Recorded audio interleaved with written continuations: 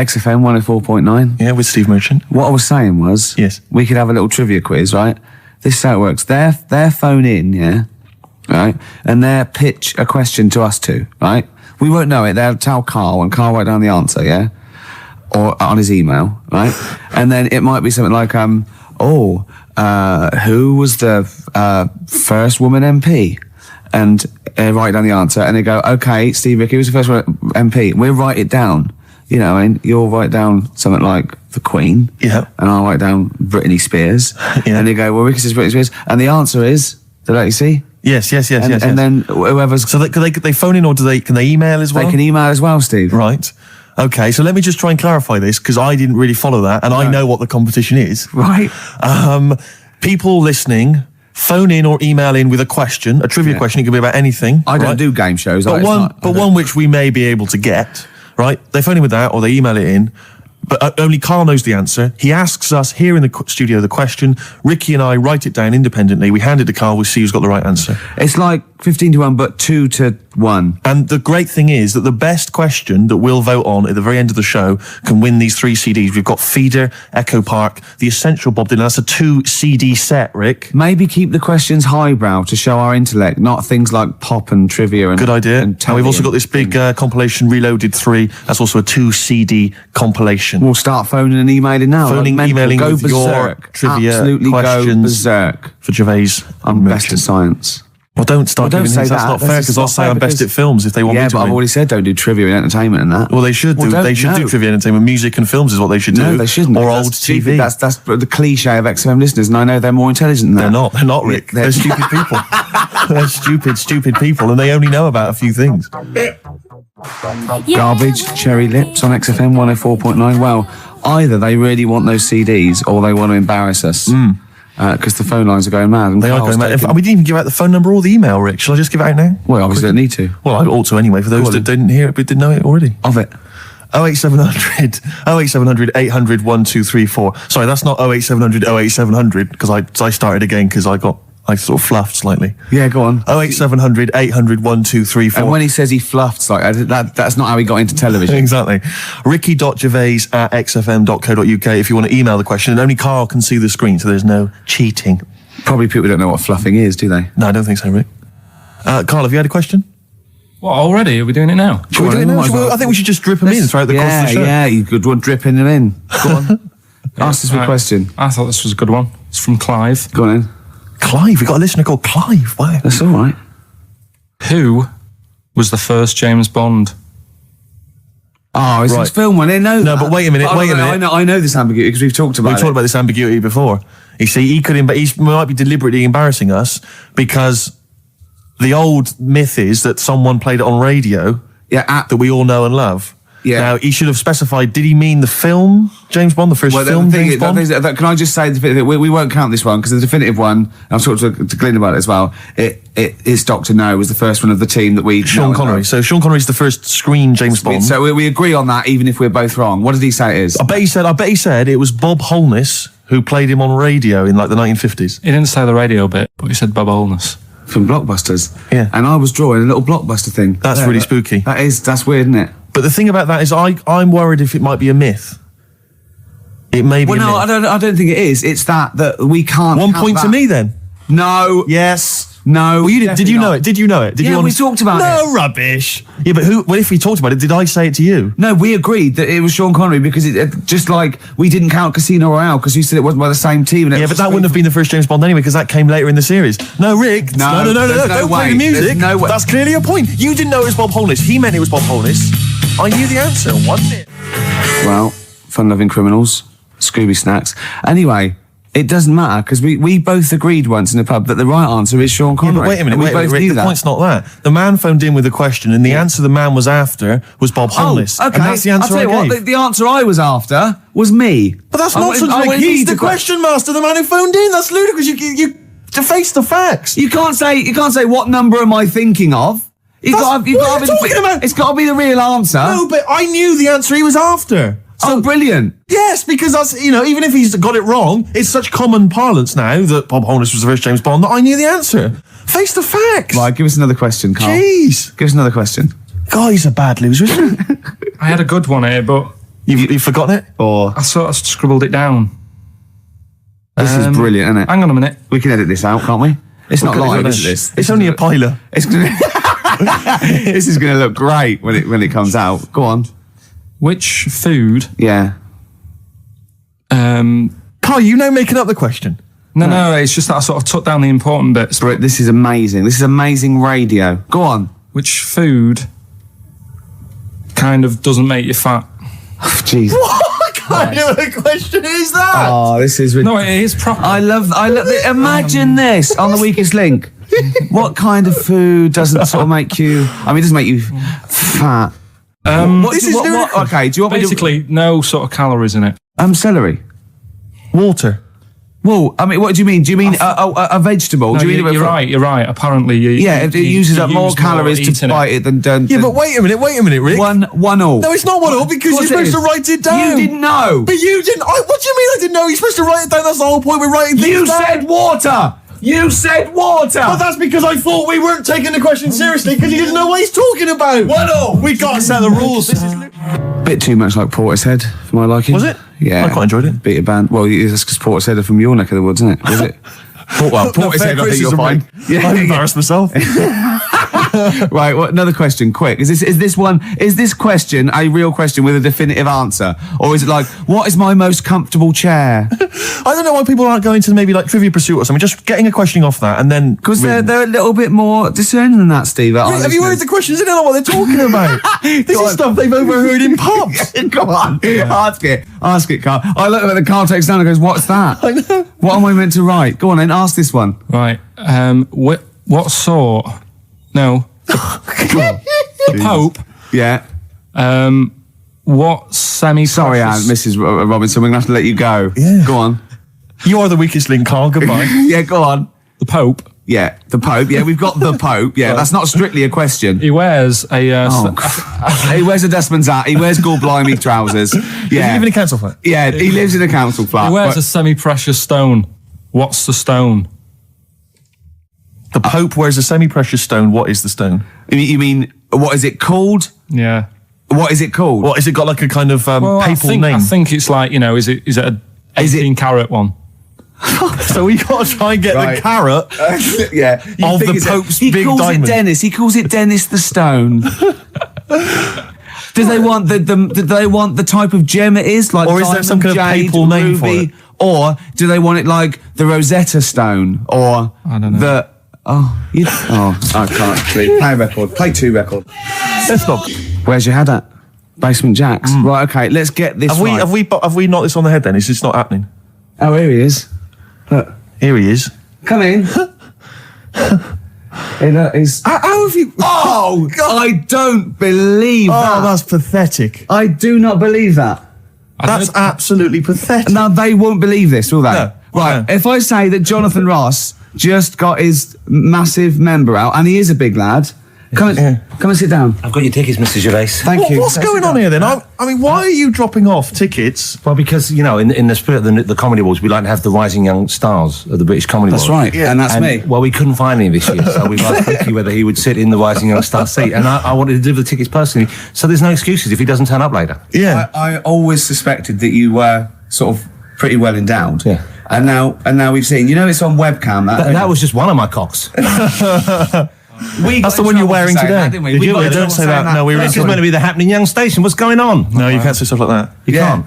Just careful what you say. Look at after Julian Clary. Take you to the wilderness and he comes back in a person life. Send you to the That can happen wilderness. to you. That's Jesus you're thinking of, isn't it? Just because you're on everything at the moment. I walked in here and I came in there and I thought this is the young happening place, and what do I see in here? 3 old men sitting What are there. you talking about? I'm only 28, 27. You're wrecked. You all look wrecked. Well, that's because we're always partying. I was looking for some youngsters. Where's the youngsters? I wanted to see some tight leather pants. I wanted to see some foxy chicks hanging on you everywhere. What is it? It's a bunch of old blokes and a bloke up there washing up in a sink.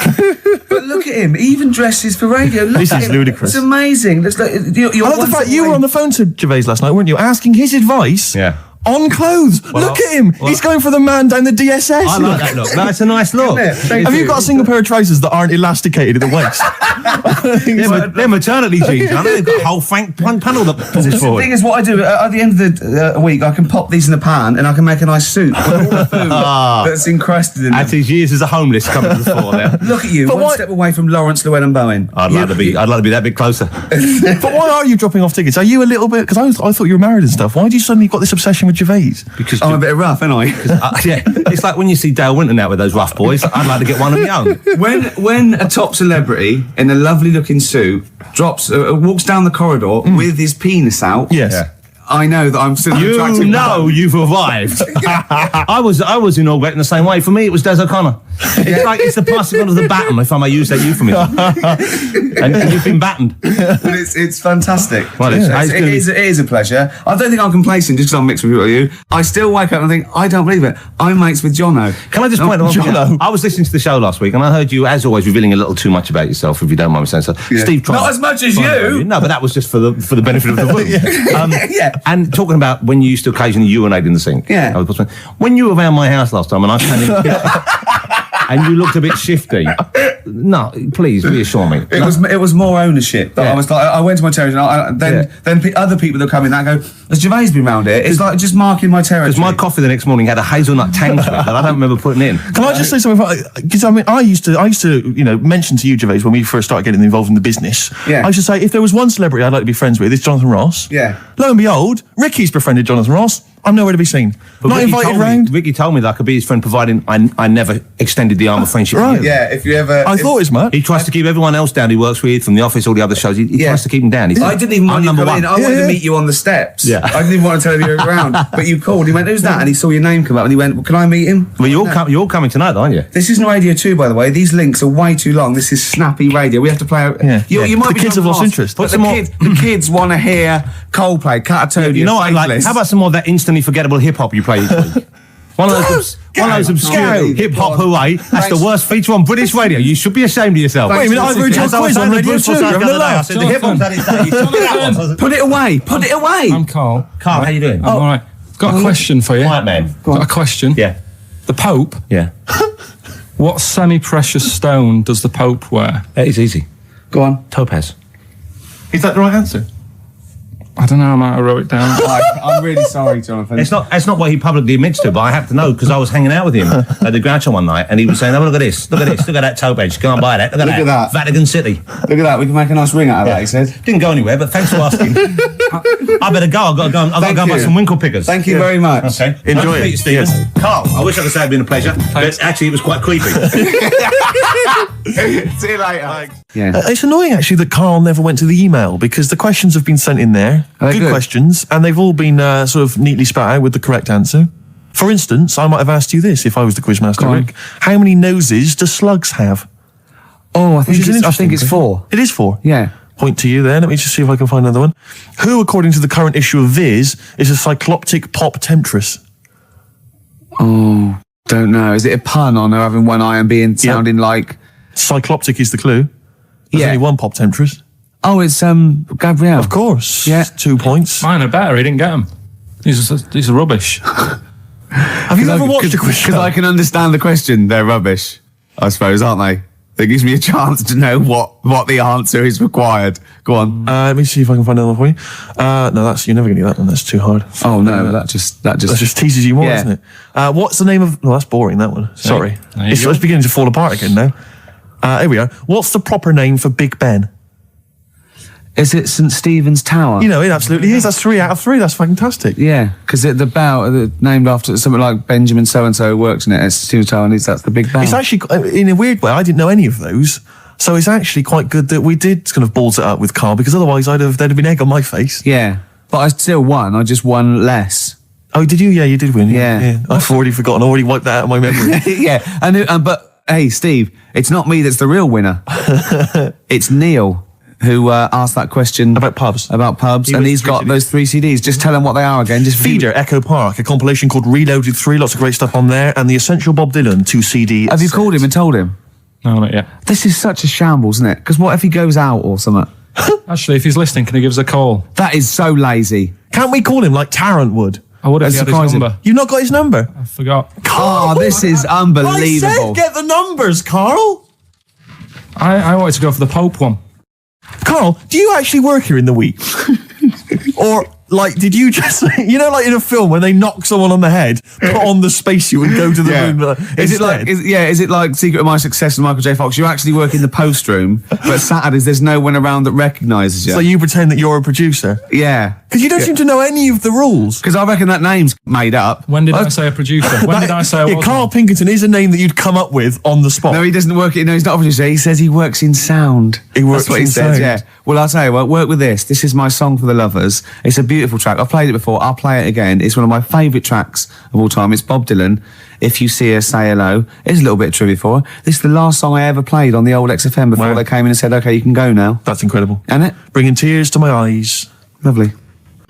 Well, the greatest singer-songwriter of all time. Beautiful. With one of his best songs there. Absolutely. Bob Dylan, If You See Her, Say Hello. She might be in Tangiers. I mean, he's having a go. If you're going to go to Tangiers on the off chance to try and find her, I wouldn't bother. Yeah. But I mean, he's certainly if you're going to be there, then he's have a look desperate. for her. He's desperate. He's going, well, she might be in Tangiers. Have you checked upstairs? She's definitely not upstairs. just have a look. Well, anyway, that was Song for the Lovers. But because I'm so excited about having such great prizes to give away for the first time, some albums that Carl found, I got 'em. we've got the lucky winner on the line. Hi, Neil, are you there? Yeah, I'm here, Ricky. Hi, you're a winner with XFM. Fantastic. Yeah. Do you like Feeder? They're a good group, aren't they?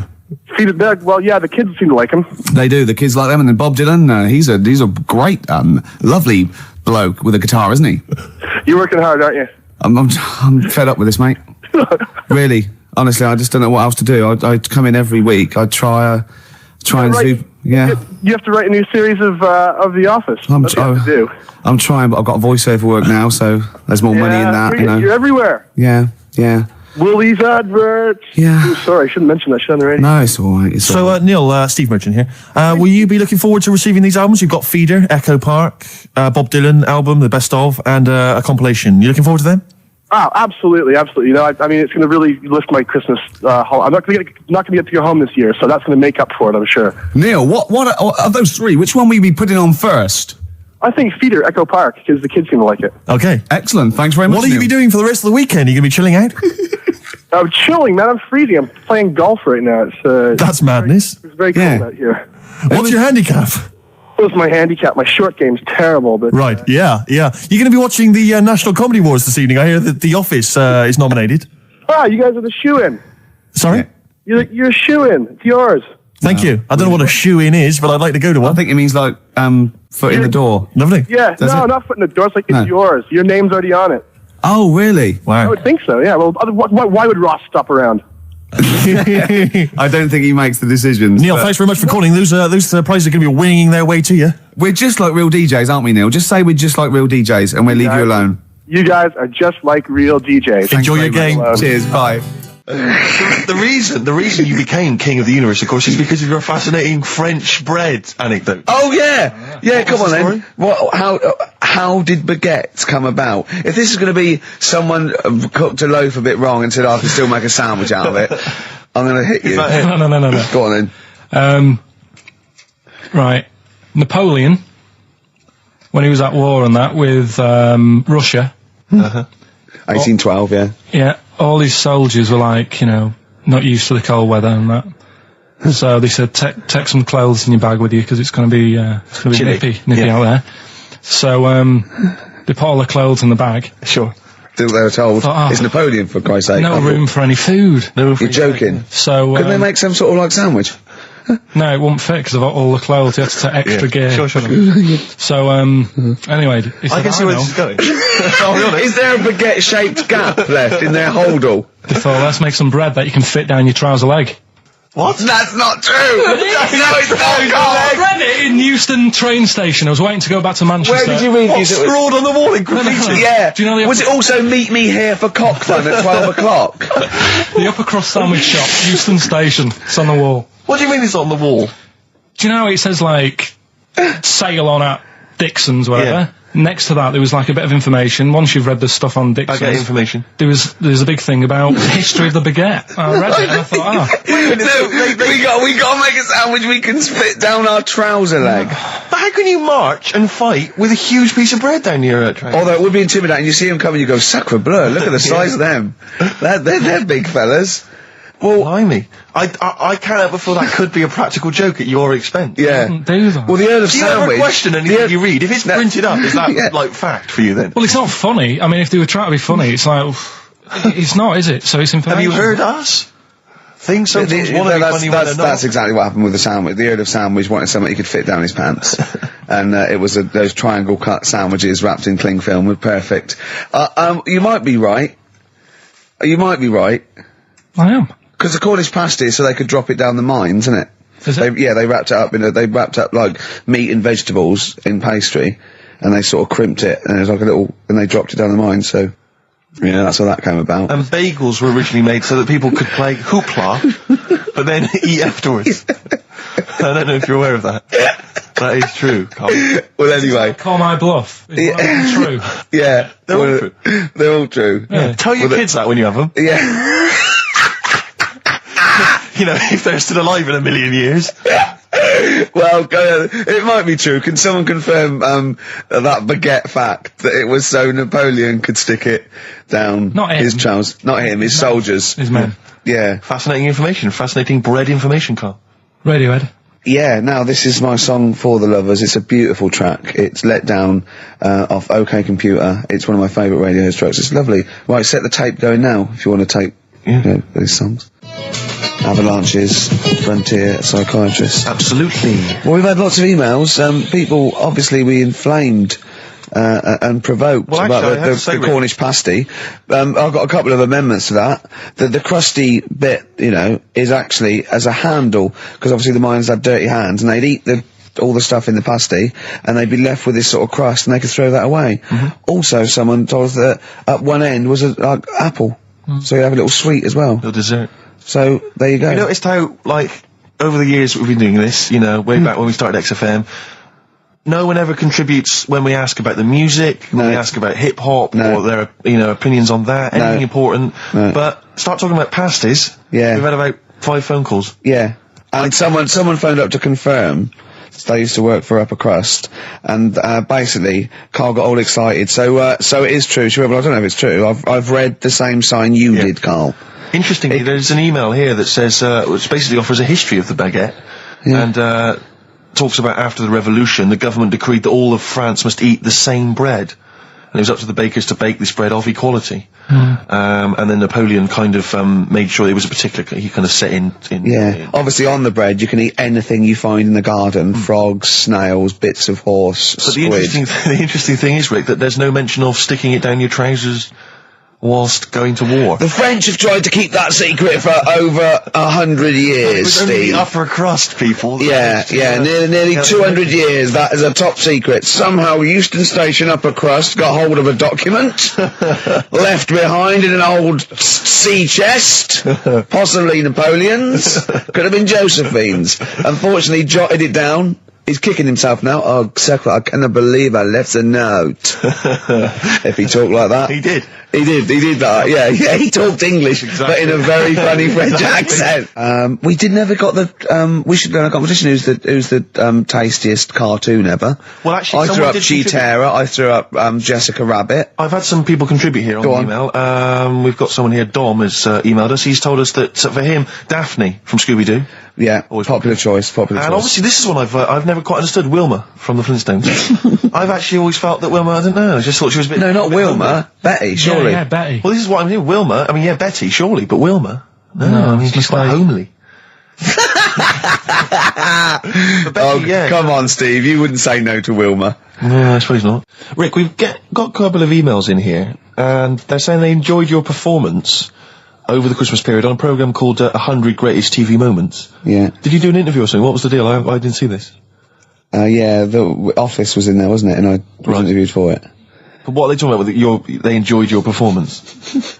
Come on, tell me. You know, do you? No, it's the thing that I did on Razzmatazz. Oh, is this where they found a clip or something? Yeah. No, alright, I was in a band, and we had one single out or something, and I did one TV appearance when I was about, oh god, and they showed a bit of it, about 7 seconds, me on Razzmatazz. Oh god. Razzmatazz, for those that don't remember, was like a kind of, I suppose, what was it, like a kind of CD UK of its time? Yeah, exactly, yeah. And, oh God. And it was of the time, sort of new romantic. And they showed a clip of this? I looked about 10 and about 5 stone with hair and makeup and girly clothes. My sister actually said I look like Posh Spice. Brilliant. There's a funny story about that, right? Because we were rushed and we had to do this thing, and we oh God, and we were meant to take a flight to Newcastle.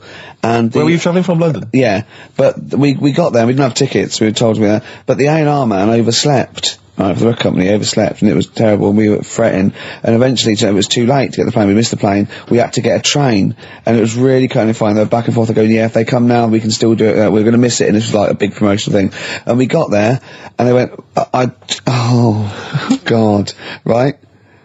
And I had this sort of like jumpsuit I was wearing that I'd cut off, put that on backwards. A jumpsuit? Yeah, brilliant. I know, Is this what was bad. on the clip? Yeah, I had that on back to front, and there was no time, and I think I even mimed wrong at one point, and it was awful. But the funny story is this, that when we were there, we didn't have our tickets. This was at the airport? We bumped into Bucks Fizz. The guys and girls from Bucks Fizz and their manager, so there's like 5 of them, right?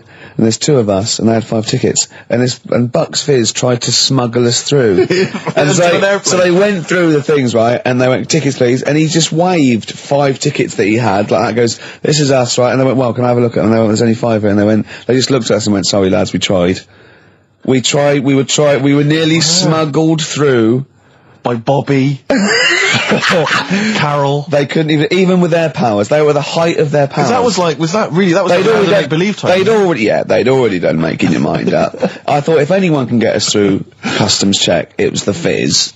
But even the Fizz what I like could not get that us reassures me, I have to say, about kind of airplane travel. You know, in these kind of troubled times, it's nice to know that even someone like Bucks Fizz couldn't get, smuggle someone through. That's good, because even, the top security man went, hold on, there's 5 in the Fizz, there's 5 tickets, those 2 lads are not going through. Exactly. Yeah, that makes you more secure about air travel now. Well, it's lovely if I'm in America, and I see 5-star, trying to get through customs. With 2 other lads. Exactly, I think, wait a minute, what's going on there? Yeah. Wait a minute, security guy stopped him, it's fine. It's fine, yeah. You know there's only 5 in 5-star. Oh. It's lovely to know that. Yeah. I love the fact, and did you know the Fizz previous? Was this your first run-in with the Fizz? No, they were doing the Taz, same as us. They were doing the old Raz, same as us. Did you recognise the Fizz and go, oh my god, that's the Fizz, let's try and sneak in with them, or did they recognise you?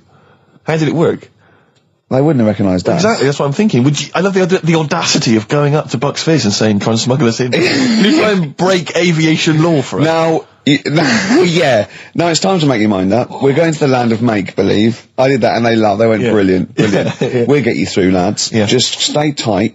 I was actually on top of Bobby's shoulders in a long coat. Lovely. Yeah, but Bill... Well, seriously though, I don't understand what their plan was. Like they would have gone, through. It's the Fizz, let them through. Yeah. Yeah, don't bother checking the... It's like, not one thing even we couldn't even get to Newcastle.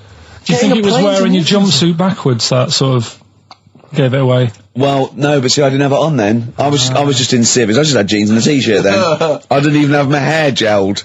I was just like cash. I saw it. I thought it looked alright. Did you? Did you? Well, I mean, for...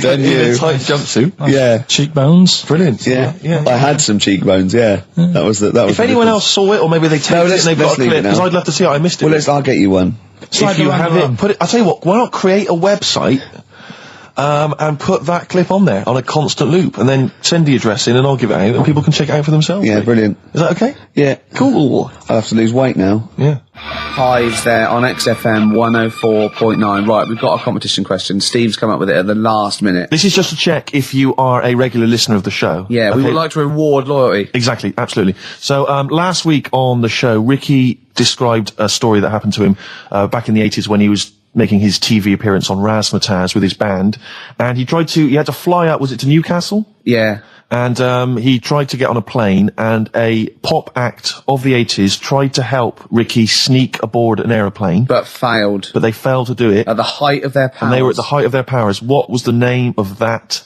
outfit? Should we put them on the line? Absolutely, let's hear it. There's people there already. This is to win Incubus tickets. Please do not be mental. Don't be mental or swear or say anything libelous or nasty. Yeah. Just be nice. You won't win if you're not. Go on. Hello. Hello? Hi, who's that? Oh, I've got my headphones on, haven't I? Put your headphones on, Rick. I'll just keep her talking. Oh, no. Hey, how's it going? Hello. Okay, hello. Hi. Hi there. What's your name? Lindsay. Lindsay. Where are you calling from? Clapham Junction. And do you know the answer? I do. Okay. Fizz. It was indeed Bucks Fizz. It was the Fizz. It was indeed the Fizz. Well Do done. you like Incubus? Yeah. Right. Right. Oh, yeah, you see, if I was interrogating you, I'd go, you hesitated. Yeah. There's so many people phoning up who are desperate for these Incubus tickets. Please don't make They this are give them to rightfully, you. no, to be fair, they're rightfully yours. Right, I'll tell you what, I'll have a t-shirt if you give them the tickets. Okay, is that just any old t-shirt or... No. can we send her a t-shirt? Carl's nodding. We Right, think we can send you a t-shirt. Right, we'll get you a t-shirt. How are you going to do that then, Carl? Because you've got to take her name and everything now. You keep talking a minute. Yeah. This is pathetic. This is wouldn't amazing, happen isn't it? with Dr. Fox. He'd have it all Foxy planned. wouldn't do this. Can I say as well, it's a bank, there's a train station with one vowel. Yeah, but there's loads, aren't there? He hasn't thought it through. Bo as well, there's many. Listen, Carl, make a note of her number. It can't have been that. I can't remember it. What was it? I remember I tried it the last time I tried it. I This is think. a shambles. And I couldn't work it out. Then there was wrong answers. I remember Aldwych came up. Maybe it's Aldwych. What's Carl doing there? Who's he talking to? I don't know, he's talking to her, but what? Say again? Look, quick, let's think of something. Come on. Hello, are you still on this line?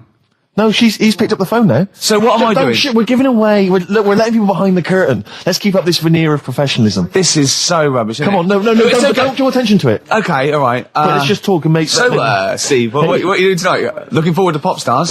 I'm looking forward to it a lot. Who do you want to win? I'm glad you've asked, Rick. I'd love to see Darius have a bit of success, but I don't think it's going to happen.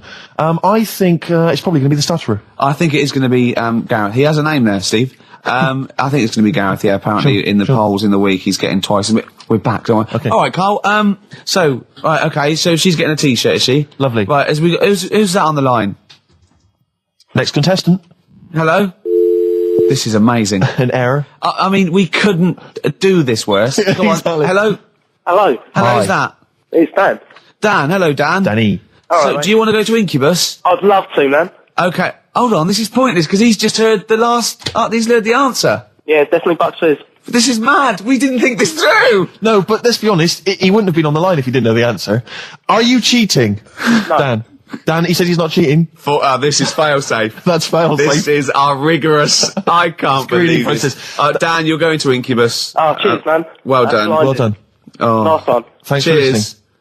Cheers. Carl, what do we have to do? Do we just hang up or what happens? No, you play a song and... Play a song then. You've got his details. Yeah. Oh, Play God. it. He is, He's isn't on he? a different No, plane you to can't us. say like that. The other week, I came in when it was really miserable. And I said to you, God, can you imagine dying today? Yeah. Because Whereas today you feel it would be a much better day to die because it's bright. the curtains open, sun Sure. shining. It's like... I mean, you'd still be a bit angsty about the dying thing, wouldn't you? I mean, I don't suppose that would be alleviated.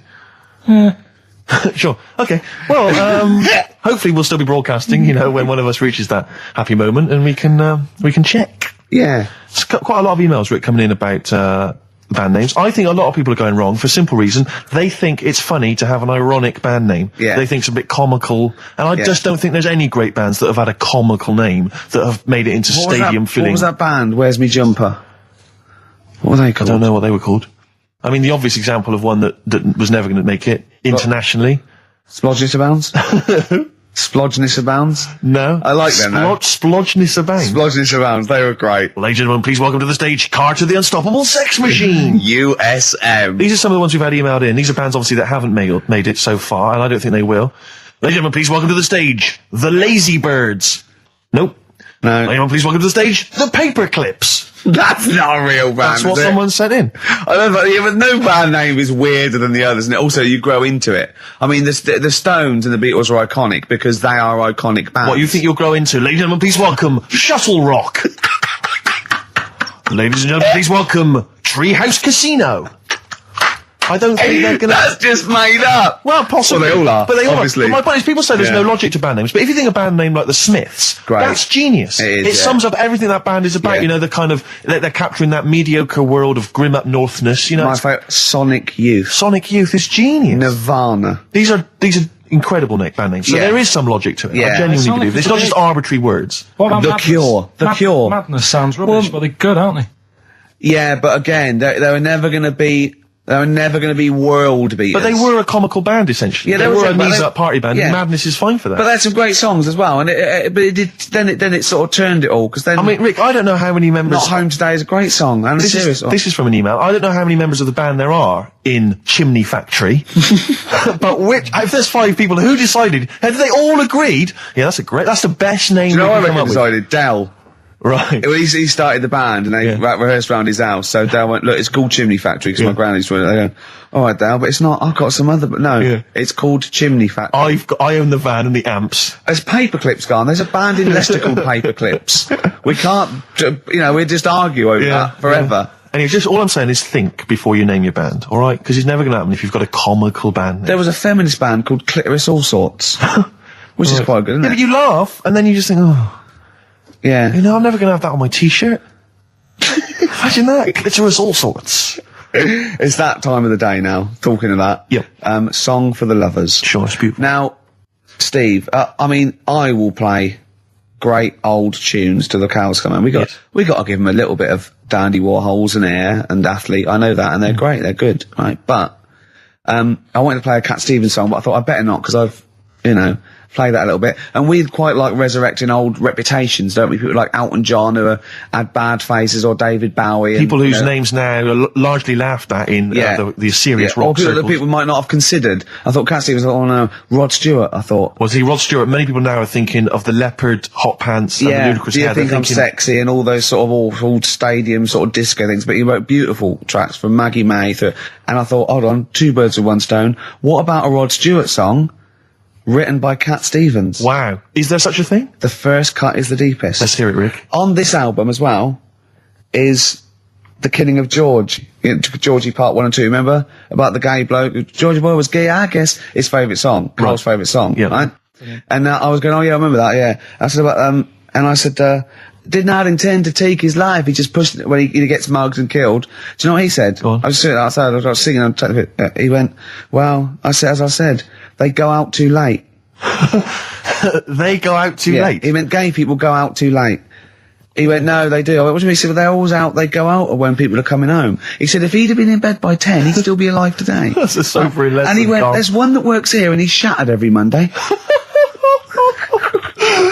Oh, if you're gay and you're listening, just be in bed earlier. Go out when sensible people go out. Yeah. You're right, we're not on the continent, Carl. If you're gay and you're not in bed by 10, go home. Yeah. I don't get it. First cut is the deepest, Rod Stewart. It's the phone. Answer it. See who it is. Can you give us a second, listeners? Just amuse yourselves for a moment. We're just speaking to, Carl's just on the phone there, speaking to someone. We'll just keep you abreast of who that is. Current time, it's 10 to 3. Wants to know if you're doing a live show somewhere tonight. So just a private call now. Asking Ricky. I am, yeah. But I don't want to say it now. On television. I don't mind one person. I don't want to get out the office, and often performs live at different venues around the country. So while those two take care of business. All right, guys, have you finished that private call? Yes. Jeez, that was outrageous. Star Sailor and Poor Misguided Fool. With me, Steve Merchant, and Karl Pilkington. The K-Man, round of applause for K-Man. Yeah. But no one's announced who you are. Ricky Gervais. It's XFM 104.9. Saturday afternoon. If you didn't know that, I don't know why I mentioned it. That was stupid, really. You must know that by now. Well, we've got some great things coming up. We have indeed. We've got songs and chat and things. We'll also, of course, be running through the white van man questions from the Sun again, but this time Karl will be answering them. I look forward to that. Yeah. Can we do that fairly soon?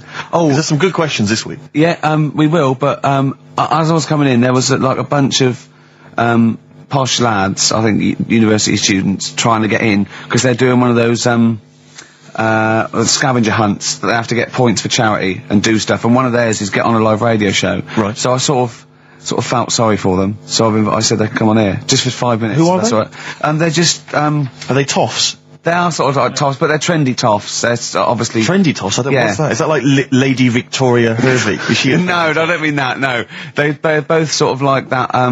Will of Popeye. Right. They're like him, sort of like trendy but posh. Okay. They seem nice enough, and they're doing it. They're just for a cancer charity, and they just get. They got for what is it like? They got their sponsor to do various. Exactly. I don't know quite how it works, but they're gonna come on and because we get for coming on this live radio show. they get 17,000 points. Right, good. If I can put that in context, Yeah. if they were to say to help deliver a baby, they only get 7,250 points. But it's much easier. It is. There's lots of women just Happily dropping sprogs all over the place. You can't get on a live radio show these days for love nor money. That's true enough. You know what I mean? Yeah. So when are they coming in? Carl said they're going to just. 1:30. I had a word with them. Okay, what did you make of them? They are posh, Really? but they said they're going to wander about and go and see if they can deliver a baby and that, and then come back here for 1:30. And I don't know if you. I hope they don't leave a baby sort of half out. You know, if they've got it. You know, they're push. Sorry, we're going to have to shoot off. We've got to go and see. We've got to play an instrument in a marching band for 8,500 poinds. Well, I did say be here definitely at 1:30 because I don't want you getting in the way of the white van questions. The other thing is, right, they get 7,500 points for delivering a baby, but they get 9,000 points if they cut Peter Stringfellow's hair. Well, he's very precious about his hair. It's a more delicate operation, isn't it? There's more that can go wrong. That's true enough. Take an unconventional animal for a walk in a park. What is an unconventional animal? I think that could be a dog that just doesn't play by the rules. Yeah, that's a dog that's into Slipknot. Yeah, that wheeze in a urinal. Yeah, exactly. Standing up. Exactly. Yeah, well, I'm looking forward to that. Yeah, I'm sure they're lovely guys. Good luck to them. Yeah, we'll see you later. Well, we're back, and there's a few more people here. Absolutely, well done. Yeah, yeah. Well observed. Yeah. Do you want to say hello? Yeah, Hi guys. And what are you doing here? This is Mark and James, or Sco and Belch, and we're here. Sorry, your names are what? Sorry, say the last bit again. Or what? Sco and Belch. Sco and Belch? Yeah, that's right. Do you want to explain that? No. No, from the drinking games, I imagine. Yeah. We've got worse names than that, but it's radio, so. Sure. Now, you're presumably students? We've just graduated. Well, we kind of graduated. We've been in work like about a year or two. And what do you do? I work for a management consultancy. I work for a distribution company up in Birmingham. Well, okay. So, Now, what you're doing is a scavenger hunt, and you're raising for cancer charity Cancer research. Right, and you've got to do. And this is we're just helping you out here because for 17,000 points, you have to get live on a TV or radio show. That's exactly it. So here we are. That's why we're here. Yeah. Do you ever listen to XFM? I know of it. Yeah. I listened to it a few times. Sure. What kind of music, what kind of sounds would you normally be into? I love cheesy radio, sort of school disco, sort of, 80s stuff. Sure. Sorry, what was your name again? Mark, or Sco. Sco. Okay. And you're? Belch. And what sort of sounds would you be grooving to, Belch? Cheesy. UK garage? Well, Craig David. A bit of house, just very occasionally. A bit of cheese. It depends what kind of mood I'm in, you know. Now, you don't listen much, but I mean, kiss a celeb because Carl. Yeah, we actually want to do that with you, Ricky. Is that all right? No. That's not going to happen with Ricky, but Carl's now got his name mentioned in Heat magazine. Is that right? Well, that's if you want to brilliant. snog Carl, we'd love to see that. I mean, we don't want to snog Carl, but I mean, we were thinking if there was kind of female presenter here, we might be able to do something. But What are you saying? A female placenta. Well, if you've got one. Have you seen some of the female presenters that work on XFM? Oh, presenter. Is that why they're on radio? I thought you said placenta. That's unlikely. I know. Well, now what's the other things you've got to do here? So what are some of the things you've done already? Well, See, some of these worry me, like start a fire in Pudding Lane. Oh, we've done that already. For 4,700 points. Well, I'll tell you what we have done. We've been on Phantom of the Opera stage already. Have you? Yeah, we just asked the stage door guy. And, that wasn't during the show, I see. No. And that's right. He actually mentioned that. Yeah, we shouldn't speak about that too. Otherwise he'll get sacked. But yeah, he was really kind to let us on. We've jumped in Trafalgar Square water with doing a sort of Friends impersonation, so that was right. How many points did you get for that? We got 2,000 points for that. We got 8,000 points for being on the stage at Phantom of the Opera, and we get double that. We get like 18,000 points, which is almost the maximum for being here right now. Really? So that's absolutely great. Honestly, I wouldn't worry about the little things. I'd go for the big. That's it. We're not interested in the little stuff. We want to go for the big stuff. Yeah. So what the big ones are? Get on stage with S Club 7. That's not going to happen, is it? When have you got till 6 today? Well, S Club 7 are on at the London Arena at about 2 o'clock. So good luck. But I think it's going to be very, very difficult to get on there. But I think so. Yeah. Get in the vaults of a bank. Yeah. You see, some of these are bordering on the illegal. That's 20,000 points for that. Like getting a cage at London Zoo. Don't do that.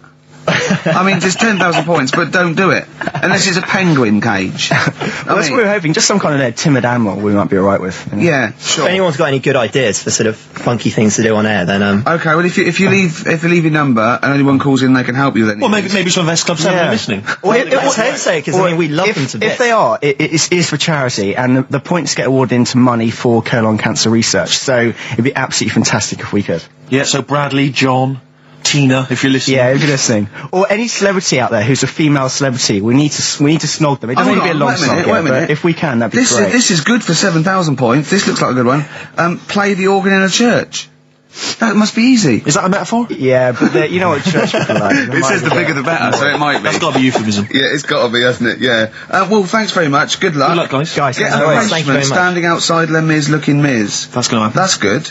Man, a big gun type thing on the HMS Belfast. That well, we've got a big gun. It's just finding the boat, which is the problem. Oh, calm down. What was your name? Bo? No. Po? Let's go. Thanks very much. Guys, thank you very much. Cheers. Cheers. Bye. Their greatest hits album, that's Outcast, and a track called Rosa Parks. Like it. Yeah, enjoy it. Yeah.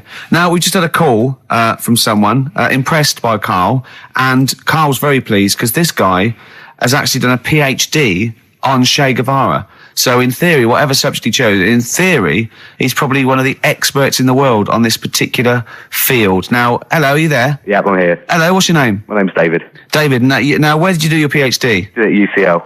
Did it at UCL, mild college. And what was the actual title of the PhD? It was Che Guevara's influence on class struggle in Europe in the 60s. And what did you think of Karl's performance? I thought he did really, really well. The only thing, I'd never heard those last words before. So Karl actually knows something you don't know. Yeah, possibly. Although you presumably not take that as verified information. You probably wouldn't take everything Karl said as gospel. You'd probably look it up yourself, would you? I probably would have a look, yeah. Did you know about baby's eyes? Sorry? Did you know that baby's eyes don't grow? I didn't know that. You see, that's why you shouldn't take things Karl says as gospel. Because it come up with something, you know, vaguely intelligent, and then say, "Did you know about baby's eyes don't grow?" Any questions that you'd want to test Karl on? Any thoughts? Any things he missed there on the history of Che Guevara? I think he did really well, and I think he should be congratulated. Because Karl has problems with understanding why people are interested in history, and even though he's been reading these books, he keeps saying, "Why does anyone care about history? Why is it important?" What would you say to Karl? I think he should maybe then look at who Che Guevara did influence and why he still influences people today. Yeah. Well, he knows that he influenced Citizen Smith, and he knows that if McDonald's ever wanted to swap Ronald McDonald for Che Guevara, it would cost him an awful lot of money. So he is trying to apply it to the modern world. He is having a go. Well, maybe you should think like why Rage Against the Machine have him on their T-shirts. Good point, Karl. Why do you think of that? Why do you think they have him on the T-shirts, Karl? I don't know. Maybe that was a design of the T-shirt. Maybe they wanted another T-shirt. Maybe they wanted Ronald McDonald, but didn't have any in. Sure. And they said, "Oh, we'll have that one there then." Well, thanks very much. Just before you go, do you think Karl would be an interesting subject for a PhD?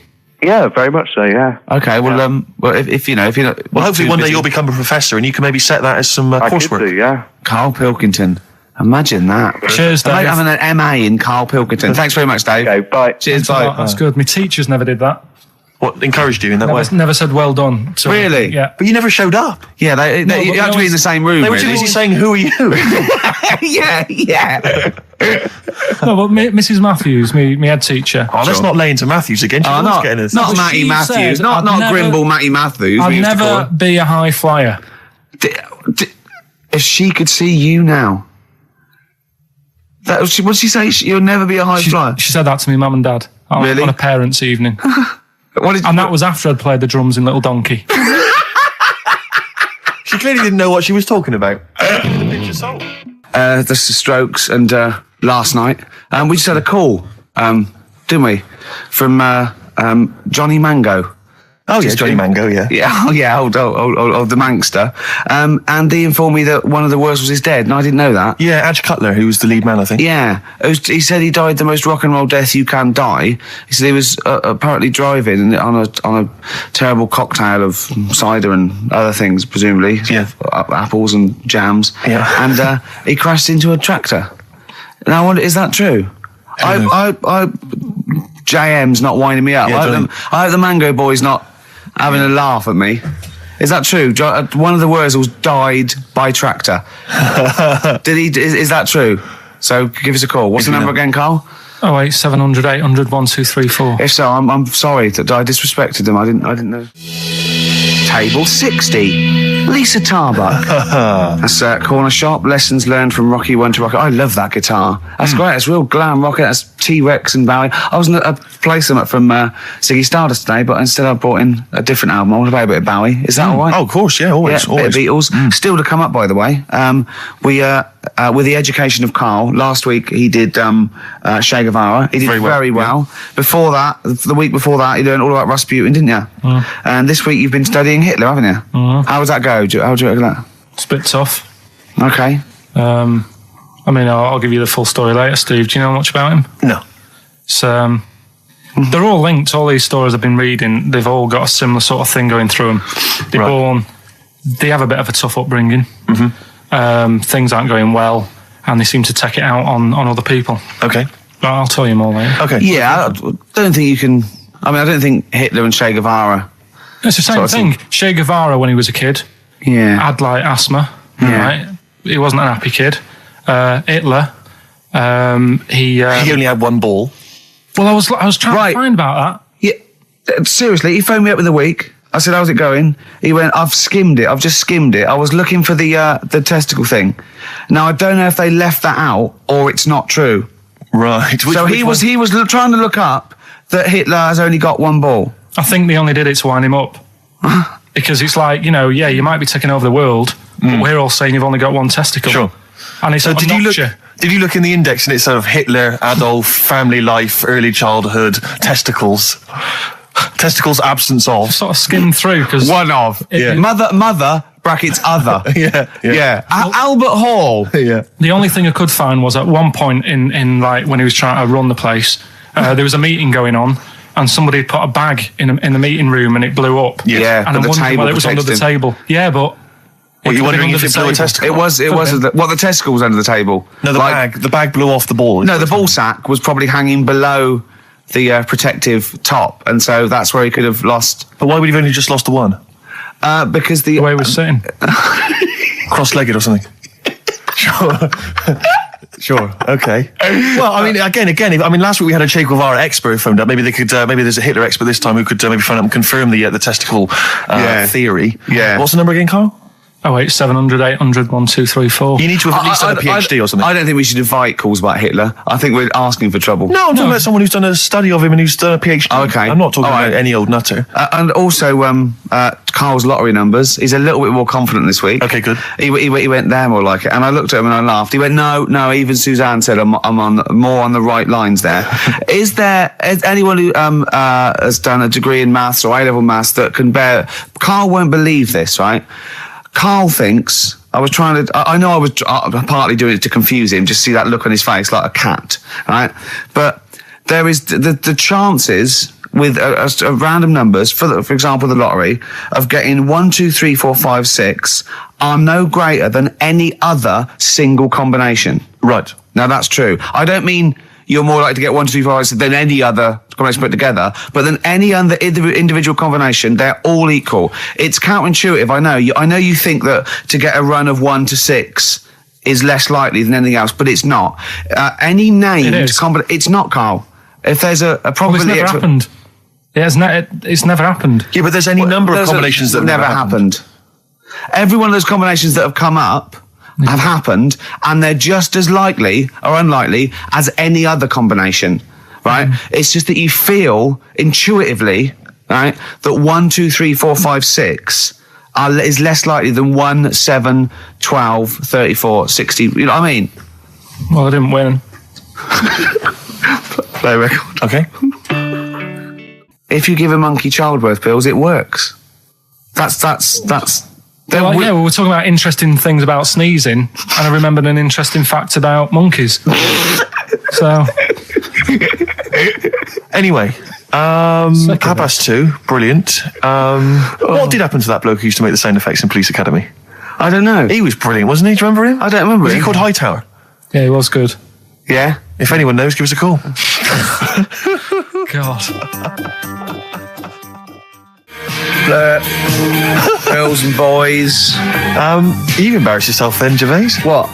Well, we've had a number of calls and emails pointing out that the Hindenburg disaster was not because the Zeppelin was filled with helium, hydrogen, but filled with hydrogen. All right, okay. Well, I thought about that when he told me in the week. But I assumed he must have got that off from the documentary. So it just went up. So that's probably why the voices didn't go. That was probably why it didn't feature in the documentary. Yeah. But it seems to me we should have thought of that. I mean, like, it's school fates and stuff where they're like filling little balloons with helium. Yeah. You know, there'd be all kinds of horror stories if they were just, just blowing up, left, right and centre. I don't think you can just blow helium up like that, can you? What? Isn't that the point? What I'm saying is it can't be as potentially lethal as hydrogen, helium. Well, like, hydrogen isn't as bad as helium? No, helium's not as bad as hydrogen. I don't know what you're saying, because the Hindenburg was hydrogen. Yeah, and I'm saying, why did we think it was helium? That's crazy. You go to school fates and stuff with like little kids, and they're filling up little balloons with helium. They wouldn't have big canisters of helium, at a charity event or a small kind of bring and buy sale if it was deadly. Yeah, but it's not as big. I mean, when you buy those balloons at a fair, it's not as big as that big. But presumably balloon. it's still flammable, is it? But it wasn't the fact how dangerous the rare gas was, or it was the fact that it was made of this thing that caught fire and just went. There was nothing. A hole in it would have been as bad. It just burnt quickly and fell to the ground because the hydrogen or helium escaped. It wasn't. It was irrelevant that what the gas was, wasn't it? I thought there was supposed to be some kind of explosion. Well, I don't know what it was, but the point is because the outer thing was so thin, right? The gas inside escaped and it fell to the ground. So it just fell to the ground like when you popped a balloon. Well, not. It didn't quite. sort of go. It didn't like flap all over the place and make a zany noise.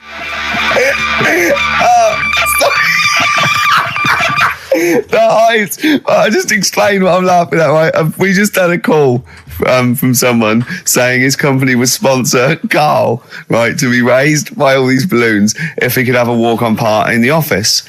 And we immediately went, we're worried about that sort of thing. You can't really promise that artistic, And I was worried about the legality of it as well. How can you promise someone that for personal gain that's a private and all that sort of stuff, right? And I went, I don't know. And anyway, put the phone down to him and Karl went... I love the fact you're more effing worried about that than me being raised 30 feet in the effing air. You started getting scared, did you? Are you worried about it? Well, you're quite excited about the idea of the challenge, aren't you? I like the idea, but I want Why do you like the idea, Karl? What if it went all wrong and we're there going, the humanity of it? I think we need Karl, to get... he's just on the rope would pull out my trousers.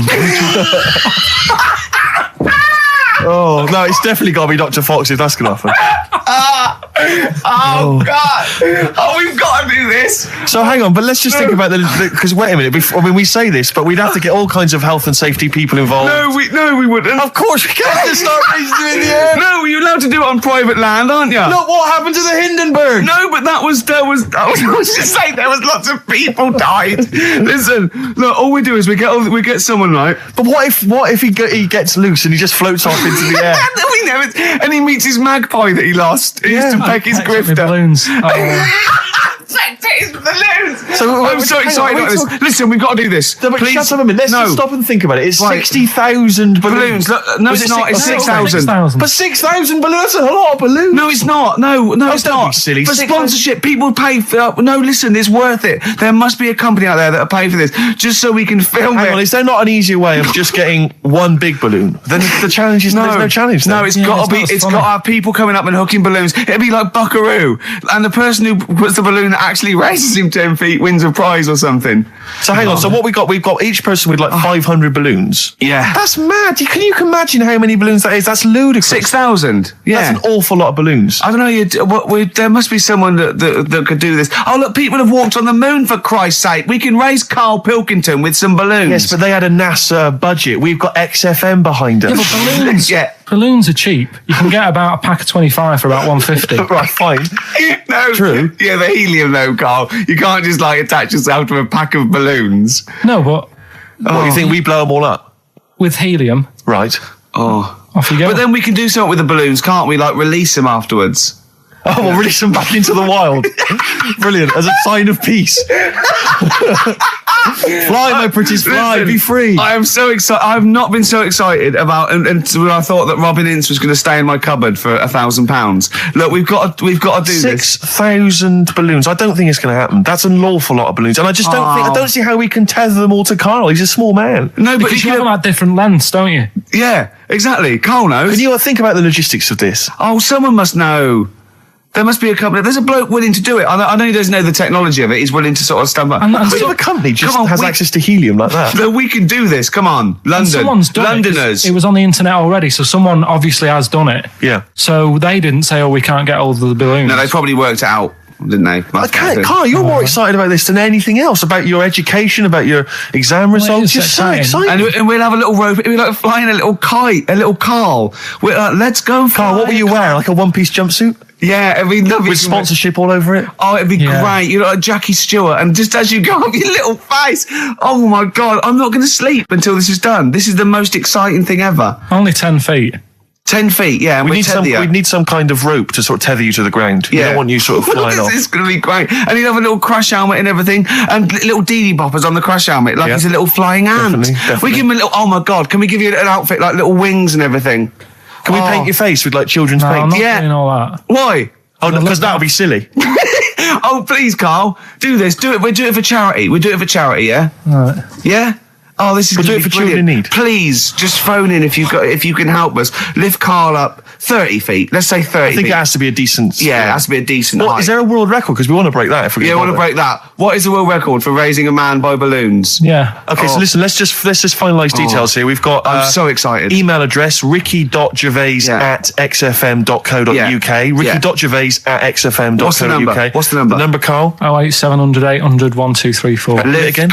Lift Karl. 08700 800 1234. Sponsored by Heat Magazine. And or something maybe even if you've just got an idea about how we might be able to organise it, how we might be able to get it done, if you've got contacts, anything, just get in touch, give us some information. Oh, that'd be great. I'm going to play a Beatles track for the lovers. Oh man, it's off the Help album, and it's You've Got to Hide Your Love Away. Oh, just think of his little face as he goes on. Well, XFM, we're nearly the end of the show. I'm Ricky Gervais with me, Steve Merchant. We've enjoyed your company. Karl, we're going to try and get Karl in the air. Anyone that can help us, take him up with helium balloons. Our friend Johnny Mango called again, and apparently the record's 11,000 feet. Karl is getting a little bit nervous. Yeah, the world record is 11,631 feet raised by hot air balloons. Yeah. How tall's Canary Wharf? It's 11,631 feet. Exactly. I don't know, Karl. Is it? How much higher? It's a long way. I'm not doing that. Because I'm like 6 foot something. Yeah, think of that. Just look at Steve. All right. Yeah. But you can change your record. You could say, well, the sort of balloons are the one with Mickey Mouse on it or something. Yeah, could I just say something? That man did 11,000 feet, but he wasn't naked.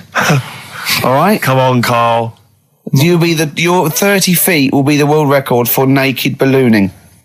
Yeah? Think about it. All right, it's for charity. Well, thank you for listening, everyone. We are going to raise Karl. And after Karl said, and just to think, my teacher said I'd never be a high flyer.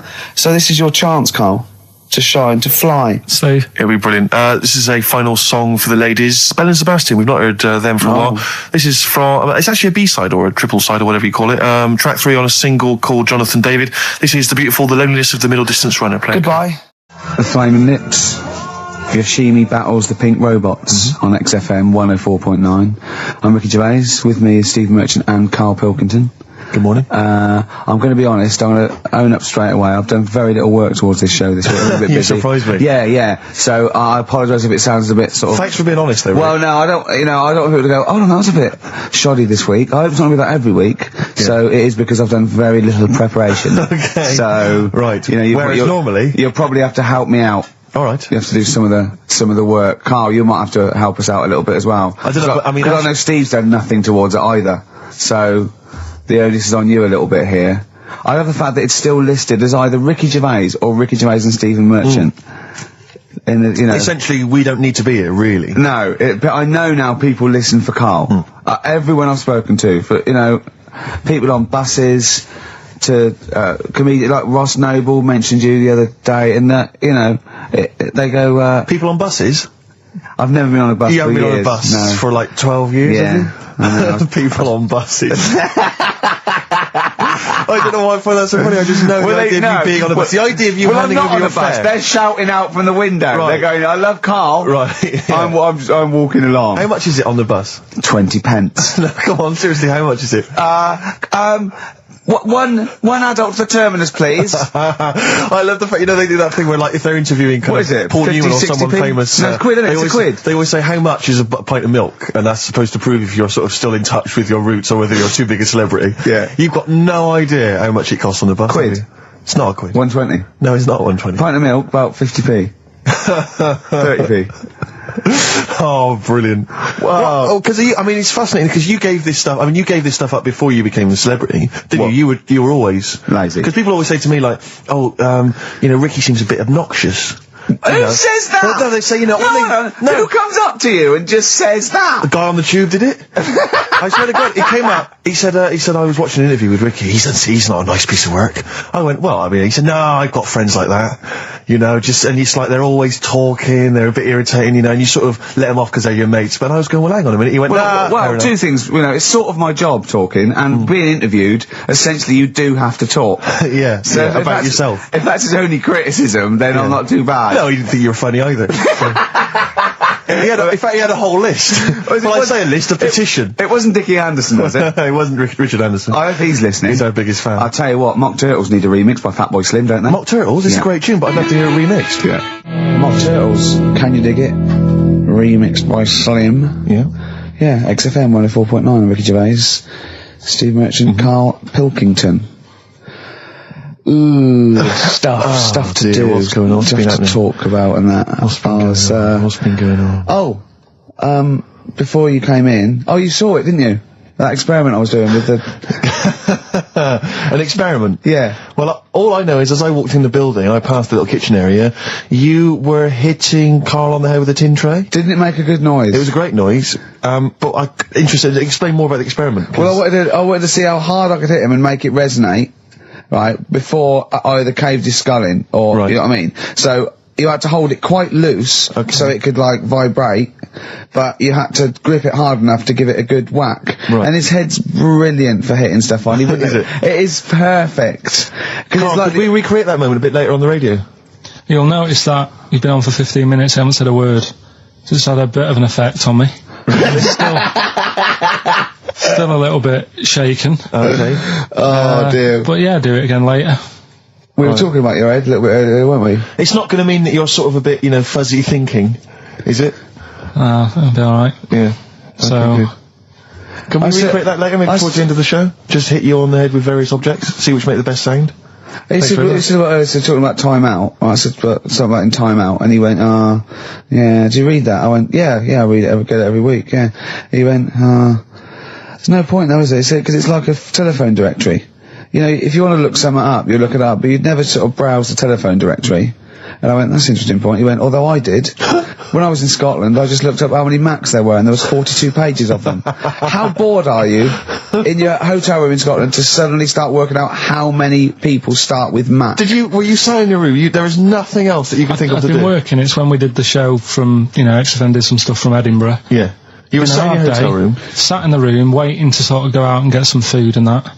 Sat there. Why were you waiting to go out and get some food? Because we were all going to meet up. We're going to meet up with, with Simon. So you thought, I'm not going to switch the TV on, I'm not going to read a magazine. The telly was on, nothing was on, I wasn't impressed with anything that was on, so I'm looking around the room. I had a couple of the free shortbreads. I love the fact he remembers. Yeah. He remembers a specific biscuit he had. Yeah. That's fantastic. I had a couple of them, and then, looked around, there was a Bible, and I thought, well, I know about that. Yeah. There's nothing in that I don't know. So, got the phone book up, and I immediately thought, there's a lot of Mac this and Mac that in Scotland. Macintosh. Mac Daddies. Macateer. There's loads of names. So I thought, I wonder how popular it is. I wonder just how popular it is. 42 pages of Macs. Did you count how many pages there were? Yeah. Did you just work out from the numbers on the bottom of the page, or did you literally I counted. Right. And how many do you reckon are on a page? There's a lot in there. If someone could tell you approximately how many names they get on one page. How long did it take you, this whole procedure? What, the counting? Yeah. Not that long. No, it's just 2 pages. It's not that much. They're all together, and what did you do once you digested that information? What did you do with that information? Did you tell people when you went? I mean, look, how long ago was the Edinburgh Festival? he stored it along with the biscuit. I love to get in his head. I imagine it's a big warehouse, and there's lots of partitions for weird stuff, like kids born with tentacles and things like that. I imagine there's like quite an old caretaker, and you go in there, you say, I'm looking for it. He goes, hang on, I know where I put that somewhere. Hang on. Is this the one when they shave the cat? No, it's not shaving the cat. This is the Max. The Max. I know Scotland, the shortbread. Well, don't give me the shortbread, because that's putting me off. But the what's the name though? Do you remember last week I was talking about the airy kid? And I think that's every week, Carl. That doesn't narrow it down. All right. Well, we're talking about that airy kid in the woods, and did a bit more research this week. Okay. Found a good story out about a monkey. Right. Which I'll tell Ricky a little bit about it. Tell me, come on, tell it now. No, I reckon we should keep this. It sounds exciting stuff. That's got 'em, right? So we'll be doing that. We've got the audience. We've got Rockbusters again this week. Yeah. We've got Do We Need 'Em? Yeah. What are you trying to get rid of this week? Cockroaches. Right. I can't think of a reason to keep them. Looking into that. Well, let's sort the matter out. That's coming up. Excellent. We've got. I'm teaching you some more stuff. Oh yeah. Yeah. He phoned me up today. Yesterday it was. You know, he's been researching, like, just educating Ricky. He said, what do you want to know about? I don't know. He said, you interested in space? And I went, yeah. Phones me 3 hours later. He went, no, nothing about space. I went, what? He said, I couldn't find anything interesting. I said, you couldn't find anything interesting about space? Yeah. It's big. It's pretty interesting, Carl. It's big, but there's nothing there. That's it's like the Millennium Dome. So what I'm looking at, right? But no, wait. He said, is there anything else you want to know about? I went, alright, I went, anthropology. He went, what's that? I went, study a man. I sent a man. He went, like what? I went, like, our roots from caveman through and all that. He went, and I said, Australopithecus, Neanderthal. He went, well, you know all that then? I went, no. He went, right. He went, do you want to know how a lung works or something? How a lung works. And I said, well, tell me how a fridge works. He went, I said, it's just the gas, isn't it? I went, brilliant. I went, tell me how a microwave works. He went, I know. I said, fella walking past in a laboratory with a bar of chocolate in his pocket, went past some sort of ray thing, it melted it, and he went, hold on. That's it. That's explained to me how a microwave works. Right. So today we're doing sort of medical-ish type things under the banner of colon then, educate me. Oh, God. Do it again. Colon then, educate me. Brilliant. Brilliant. So that's like, go on then. So colon. Brilliant. So that's a little heading. You're going to be learning 3 things sort of medical-ish before 3 o'clock. Yeah. Is that it? Yeah, do you want to... Pretty much, yeah. A bit of suede? Come on then. How many O'Reillys are there, do you think? No, little task for you. Suede, animal nitrate. That's really got a Johnny Marr influence at the end, that guitar, isn't it? Brilliant. Still brilliant. XFM 104.9, Ricky Gervais, Steve Merchant, Karl Pilkington. Tell us about this monkey, Carl. You're going to love this one, Steve, right? So last week we were talking about how, like, a lad left his family because there was problems at home and that. He went and lived in the wood, he got airy. Right? No. Leave it there, Rick. We haven't got time to go into it. So that's what happened. And that's what happened. He lived with the monkeys, he went airy. That's what happened. Looked into some other stuff about, like, airy kids and all that. Yeah. Came across this story about a bloke, right, who worked in a zoo. Oh, dear. Right? So... Trouble's brewing. Loving his job and that, but it's quite a lonely sort of job because you don't see many people, you're just dealing with animals all the time, right? So, anyway, he gets a bit pally with a monkey because it's the closest thing to a human. Well, that ape is. Right. Yeah, but you can't really go that close to apes. Well, dangerous. What do you mean? What type was it? Do you Just mean let him tell the story. Was it a chimpanzee? I reckon it was a chimp, yeah. Yeah, you don't even know, so that's an ape. It was a chimp. Yeah, but it doesn't matter, does it? So he gets pally with him? Right, so he gets pally with him. Well, do they go on holiday together? Well, no, I mean, it starts off just checking each other out and, probably sharing lunch and that together. Yeah. Right? Anyway, this goes on for a while. They're getting on well and that. And then after a while, right, the monkey starts sort of imitating him a bit more and sort of walking upright. Oh, God. Yeah. Right? So he thinks, oh, that's a bit weird. Anyway, they get on really better and what have you. So he thinks, he could live at home with me, because we're getting on the storm, right? So he takes him home, and before Is this the beginning of Beneath the Planet of the Apes? I think it is. I think you've seen this on video. I'm worried, because he's already imitating him and they're moving in together. I'm thinking it's maybe a bit like Single White Female.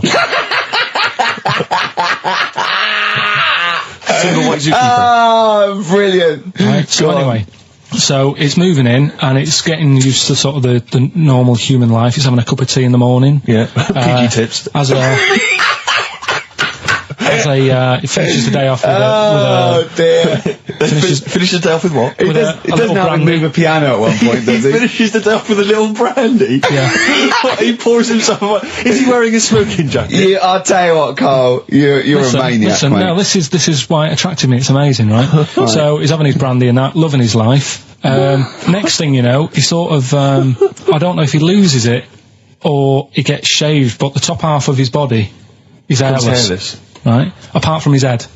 Right, so he's got a nice... So it's the opposite of the kid. Well, yeah. This is what I'm saying. That would happen. Right. Well, hang on, but so you don't know if he was shaved or if it's How did it say, then the hairless... What? I'll bring it in for you, the story, and then you can see if I've gone wrong. Keep going. Anyway, so this is going on, and he's having a great life. Then the zookeeper starts getting a bit annoyed because he's having a better life than the zookeeper. The zookeeper's in the zoo. This is such So the zookeeper's still got to do a day's work. The monkey's at home, he's partying. Well, it gets to a point when he says, there's no point you coming in to the zoo, because the whole reason of you being there was because you're being kept there. Right. And he didn't want to bring the memories back, so he said, you stay at home. So you're talking such... Just let him finish. God, I don't know if I can sit here and listen to this drivel. I'm fascinated. It's nearly over anyway, right? It sounds extraordinary, Carl. So, he's walking up, right, he's having a tea in the morning, finishing the day off with brandy. Gets a bit out of hand, only tries it on with the zookeeper's wife.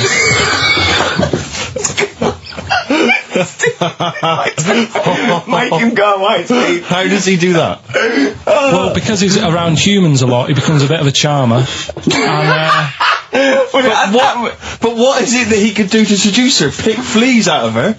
He didn't say. He was built. Yeah, he's well known. So what about that? What do you mean, what about it, Carl? It's obviously not true. It's obviously not true. This wasn't on the internet. This was in a book. So it's not a quick joke and just put it on a website. This is in a book. I don't understand how. I love that he becomes a charmer. He's got better taste in brandy. Exactly. And what was it that he was doing that seduced her? I don't know. Maybe because he was at home more than the zookeeper was. But what would he be doing, Carl? He's not going to be talking with her. They're not going to be playing Trivia Pursuit. Maybe she liked the silent type. He didn't go into that. He just said that's when the trouble started. Carl, play a record. Right. Is that what Suzanne did when she brought you in? Feeder, just the way I'm feeling. XFM 104.9. I love that, Carl. You're panicking. You've just remembered a song from your childhood, and I don't know what you're talking about. But I'm going to give out a number. Please take this number down if you can help, Carl. It's 08700 800 1234. Right. I'm not that bothered. We were talking about a track from the 60s. Yeah. Mighty Quinn. Yeah. And it was on the same compilation. My dad had a tape in the car, and the tape was always on in the stereo thing in the car. And I used to sort of sit through all this stuff I didn't like, but knowing that coming up soon was a song about a monster with purple eyes. It wasn't Puff the Magic Dragon. It wasn't that. A monster. There must be something else about it that give people. Do you remember a chorus or a few lines? It says something like it was a one-eyed. It had big eyes, purple, and it eats people or something. The big-eyed purple eater. Wasn't there a song called something like that? The big-eyed purple. And it was a hit. I'm sure there was a song which is something like the intergalactic purple eater or something like that. It's a novelty song. Rubbish. What, by the Bonzo Dog? Yeah, it's that sort of thing, yeah. I'm sure. Well, if you know what Carl... Look, the telephones have gone mad! Yeah, well, we'll find out in a bit. I mean, I'm not that bothered. I'm not going to buy it. It's just that we were talking about songs and that. It'll be good to know who it was, but... Yeah. Right, Rockbusters. Okay, now how long... Where did you get the phone? What, do you want to just answer Well, answer the phone, so just answer the phone. See what it is. Just see someone's... Hello? Hello, mate. Alright. Yeah, that song, I don't know if it's by, or is that what you want? That's the bit I wanted, really. What's the name of the song? Well, you know how it goes, it's like, born nights on and dawn, the people. Yeah. Oh, yeah. Sorry, I don't think you've helped much, though. You can't remember what it's called or who it's by. Well, no, I mean, I know the tune, but that's about it. But he's done well. Steve, he's done well. He's given up his spare time to call in and sing us a song. Don't diss him. Rick, I'm concerned he's just only marginally remembering it more than Carl is. It was actually in, I think it was in the Blob. No, it was in something like the Blob, actually. I think Steve McQueen was driving away and it was running in a sequence. This is so very familiar. Thanks very much, mate. See if we can get a title off someone. And XFM. Hello, yeah, I know the name of that tune. Go on. It's the Purple Eyed People Eater? Yeah, that sounds about right. Who's it by? Yeah, well, I'm just at work and, who is it by? It came to my mind. Do you know who it's by? I don't know who it's by, mate, sorry. This is not enough information. I wouldn't phone in we if I didn't had ask half the Lewis, information. but we asked him just what the tune was. But I want someone like Paul Gambaccini to call in. He knows what chart position it got to. Okay, right. Thanks very much. I don't think this is enough information. That's two people. The thing is, if you know the title, we can put it in the internet, can't we, and find out who did it.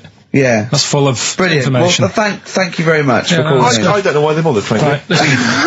Sorry, no, I mean, I just think if you're going to bother to call in a radio station, have the facts. Have all the facts you have. Well, he hasn't got the facts, and he runs the radio station. He doesn't run it. They keep him here like a mascot. He's like a pet, isn't he? They have him running around the office. God. Now listen, it's Rockbusters. I've got the prizes here. Rick, I'll be honest with you. I mean, we've given away some shoddy stuff in the past. This is the worst collection. Is it? This is really scraping the bottom of the barrel, Carl.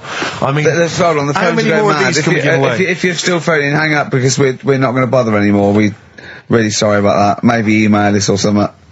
How many of these can we give away? Look at that. It's only Fools and Horses. It's the Christmas special from not this year, the year before. Yeah. I mean, we have given away so many of these. I imagine there's charity shops throughout London. Throwing them away. Yeah, throwing them away. Yeah. So we got that, dear. and if you didn't watch it, if you weren't one of the 20 million that watched it. Blue-eyed, fat-legged, purple-eater people, if they had a big and had a big boo. It's something like that. And once again, the best chill-out album ever, with, this pretty much rubbish. It was a big boo. Actually, no, the songs were okay, but it's just basically a collection of songs you might have heard on adverts. So enjoy that. Oh god, this one again, the best air guitar album in the world, volume 2. This is no longer an entertainment show. This is three people chatting to each other now and again. Sometimes we remember it's going out, sometimes we just take a call for our own amusement. I mean... It's the same price again.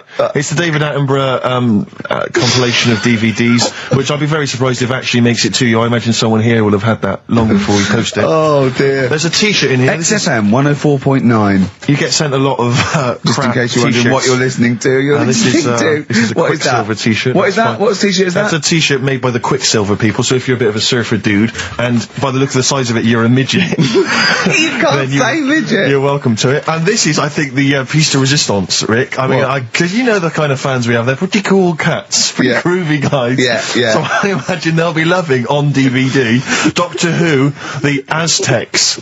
That's one of William Hartnell, the first Doctor's classic episodes on DVD. God. There. You know, rubbish. That's rubbish, Carl. Those prizes. I'm ashamed to give them away. Carl, you know our mate Johnny. He's a Doctor Who fan. Yeah. Do you remember? He bought the Doctor Who magazine, and he went to the toilet, and Steve got post-it notes and put geek on every page, and Johnny opened it on the tube, right, and it had geek and everything, and Johnny bought in the new Doctor Who magazine, I think this week's or this month's, right, and they've done the perfect Doctor Who fan, right, what the geek is, right, and it looks exactly like Steve. Alright, don't have a go, Rick. It does, and he went, and I'm gonna try and put it on the website. It's amazing. It's got your hair, glasses, it stands like you, it's sort of dressed like you, and it's only, it's hilarious, and he was, I mean, I'm insulting you now, it sounds like an insult, but if you'd see it, you'd laugh. Well, Rockbusters, right? Yeah. Right, here we go. Just a little bit annoyed.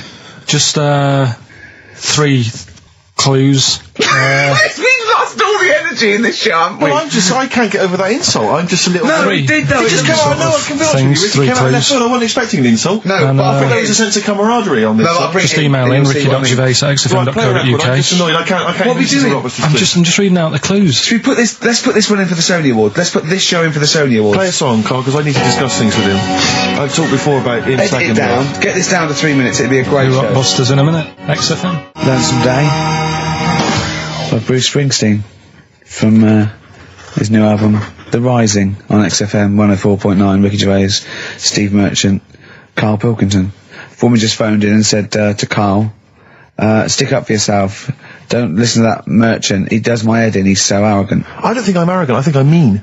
Yeah. I just think I'm sort of objectionable. I don't think it's arrogance. I think it's sort of nastiness. Yeah. I'm just not a very nice person. But believe me, I'm not arrogant. I think I'm pathetic. We've had a lot of emails saying, could you bring back White Van Karl? Oh, yeah. Which is that section of the show where we ask the questions that the Sun asks someone else, random punters of Karl. But sadly, recently they've got very politicised and very kind of basically a little bit depressing. So there's not really anything appropriate. But I have trawled the papers looking for other questions posed in other sections of the Sun. Good idea. I was just looking here at the Dear Deirdre section, which is the sort of problem page. I don't know what your views are on this. I'd love to see Karl. Oh, God, can we get him a job? Just ask. Oh, my God, that would be amazing. Right? Well, here's one. I'd like to see your view on this, Karl. I'm a happily married 42-year-old woman with 4 kids, yet I've developed a huge crush on pop star Darius Dinesh. Yeah. It sent my hormone levels through the roof, and last night I woke my husband up at 4 a.m. for sex. We've been married for 20 years and he can't believe his luck. Recently I've been having I want to go to I'll stop you there. Why are you telling me? Right, carry on, sorry. Recently I've been having erotic thoughts about Darius morning, noon and night. Yeah. I haven't felt like this since I was a teenager and mad about Donny Osmond. My husband is amazed at the change in me. We had sex twice last night and again this morning. Again? Why are you telling me this? Yeah, go on. He's just boasting. This is not a problem. It's not a problem. What's the problem? No problem, just wanted to tell someone. Thanks very much. I watched Darius on TV last night, and when my husband came home, I dragged him into the kitchen and we made mad, passionate love. Right, they did it then, twice last night, once this morning. That's 4 times. 5 times she's mentioned it so far. Yeah. She's doing alright. My husband, this is a great bit. My husband thinks it might be his new moustache. Or that I'm going through the menopause, but you were thinking of growing a moustache? I was thinking I love the idea, that's what he thinks it is. He's telling his mates in the pub. You should grow with these. The old Tom Selleck. 5 times in the last 24 hours. Hooray for sexy Darius. So, what do you make of that then? What are your views on that? Hold on though, if that bloke is reading that paper, that narrows it down a bit. It's got to be, yeah. Who else did he know? His wife likes Darius, he's had sex 5 times that night, and he grew a new moustache. He's thinking, I wonder if that's me. Maureen.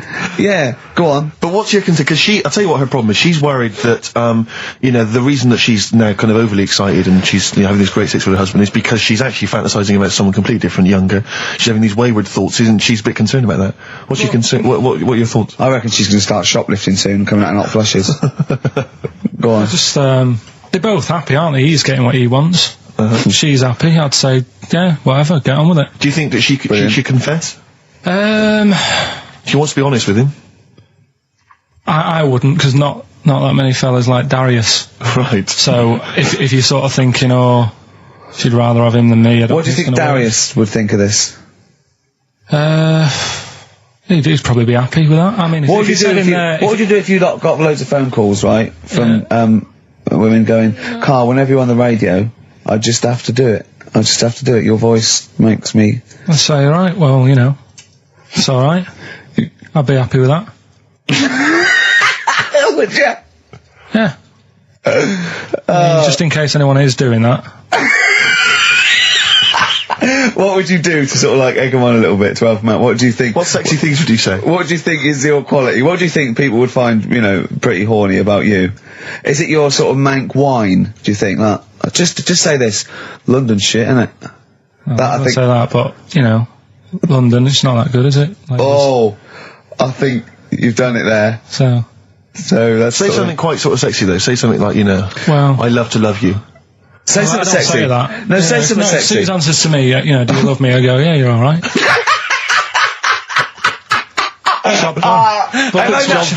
I know that's true. Yeah. I know that's true. That's brilliant. But because one of the things that Deirdre says is that she's wondering if this marriage is going a little bit stale and needs to be freshened up. They need to give a new spice, a new spin to the marriage. What would you do? What advice would you give? to spice up, something that they've been married for quite some time. Get Darius, all Darius things, get David Snedden's new video on the telly. What do you reckon though, Carl? Just treat them. Do you know what I mean? Just surprise them now and again with stuff. That's what I do. It's what you got those condoms, didn't you? That you got 2 for 1 off. Hang on, what? You've never done that? What? You've surprised Suzanne with what? I've like, you stood behind a door and shouted at her when she comes in. Don't drop the jelly! just the usual stuff. There was some free chocolate delivered to work the other day. I took her a bit of that home. Nice of you, that's really thoughtful. She didn't like dark chocolate, but I said, well, it's a thought. So, I had it. But, you often benefit from any gift that you give her. The chocolate, the meal, the condoms.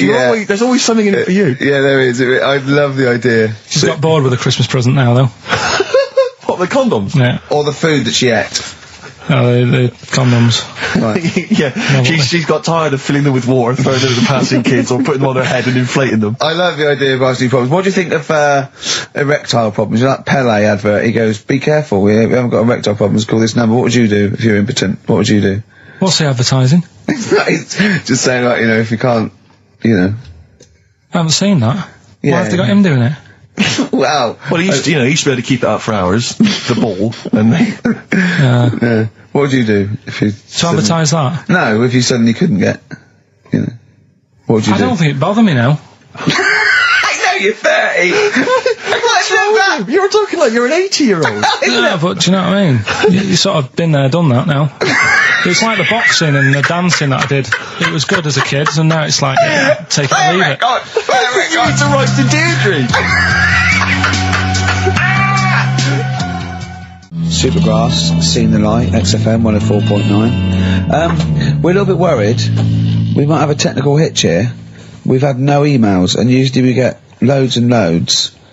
So we're worried it's us. Can someone send an email? Just a test email. Yeah, but we won't know if they have or not. They might just be ignoring us. No one might be listening, Steve, so this isn't proof. I guarantee there's at least one person who would send an email. Maybe if Dickie Anderson's listening, he could do it for us. Anders! Do us a favour for all the pleasure we've given you over the last few years. ricky.gervais@xfm.co.uk. If you haven't heard the Rockbusters, might as well give them out. Well, let's check the emails working before we do that. Yeah, otherwise it's a complete... This whole show has been a sham and a farce and a waste of time. Well, I think they can take that as read. Right, educate me, Carl. Right, well, right. Educate me. Well, what we're looking at this week, we've done war, we've done, we've nailed war. We summed up war with a little French bloke whose battle cry was, John's got a moustache. Right. So, and last week we did science. What would you do on science then? Airy Kid. Brilliant. Right. Yeah. So this week we're looking at, medical problems. I'm sure we do Airy Kid every week. Medical problems then. I've got a couple of things under the banner of, then educate me. Yeah. We've got, this is interesting. Right. Do you know if you have an operation on your brain, right, what they do is, this is why I'd never go to the doctors. I don't like doctors because this sort of stuff freaks me out. Right. They can operate on your brain, and what they do is, they put you to sleep first, cut your brain case open. Your skull, yeah. The brain case. Yeah, yeah. And then wake you up and operate on you. So you sat there with your head open, messing with your brain, and you don't feel anything. Well, there's no nerve endings, is there, in the brain? But still, it's not right, is it? What, you think they do it for fun? No, they go on, Reg, wake him up so he's all freaked out. Is it necessary that you're awake, do you think, or... Well, they need the brain active, don't they? Yeah, but it is when you're asleep, you're having mad dreams. I had a mad dream the other day. Go on. No, I might tell you about it later, but there's no sense to it. But, so your brain's still... this conversation. Yeah, it'll turn out, I'll go, no, Carl, I was there, that wasn't a dream. Yeah. No, but... So, if I had an operation...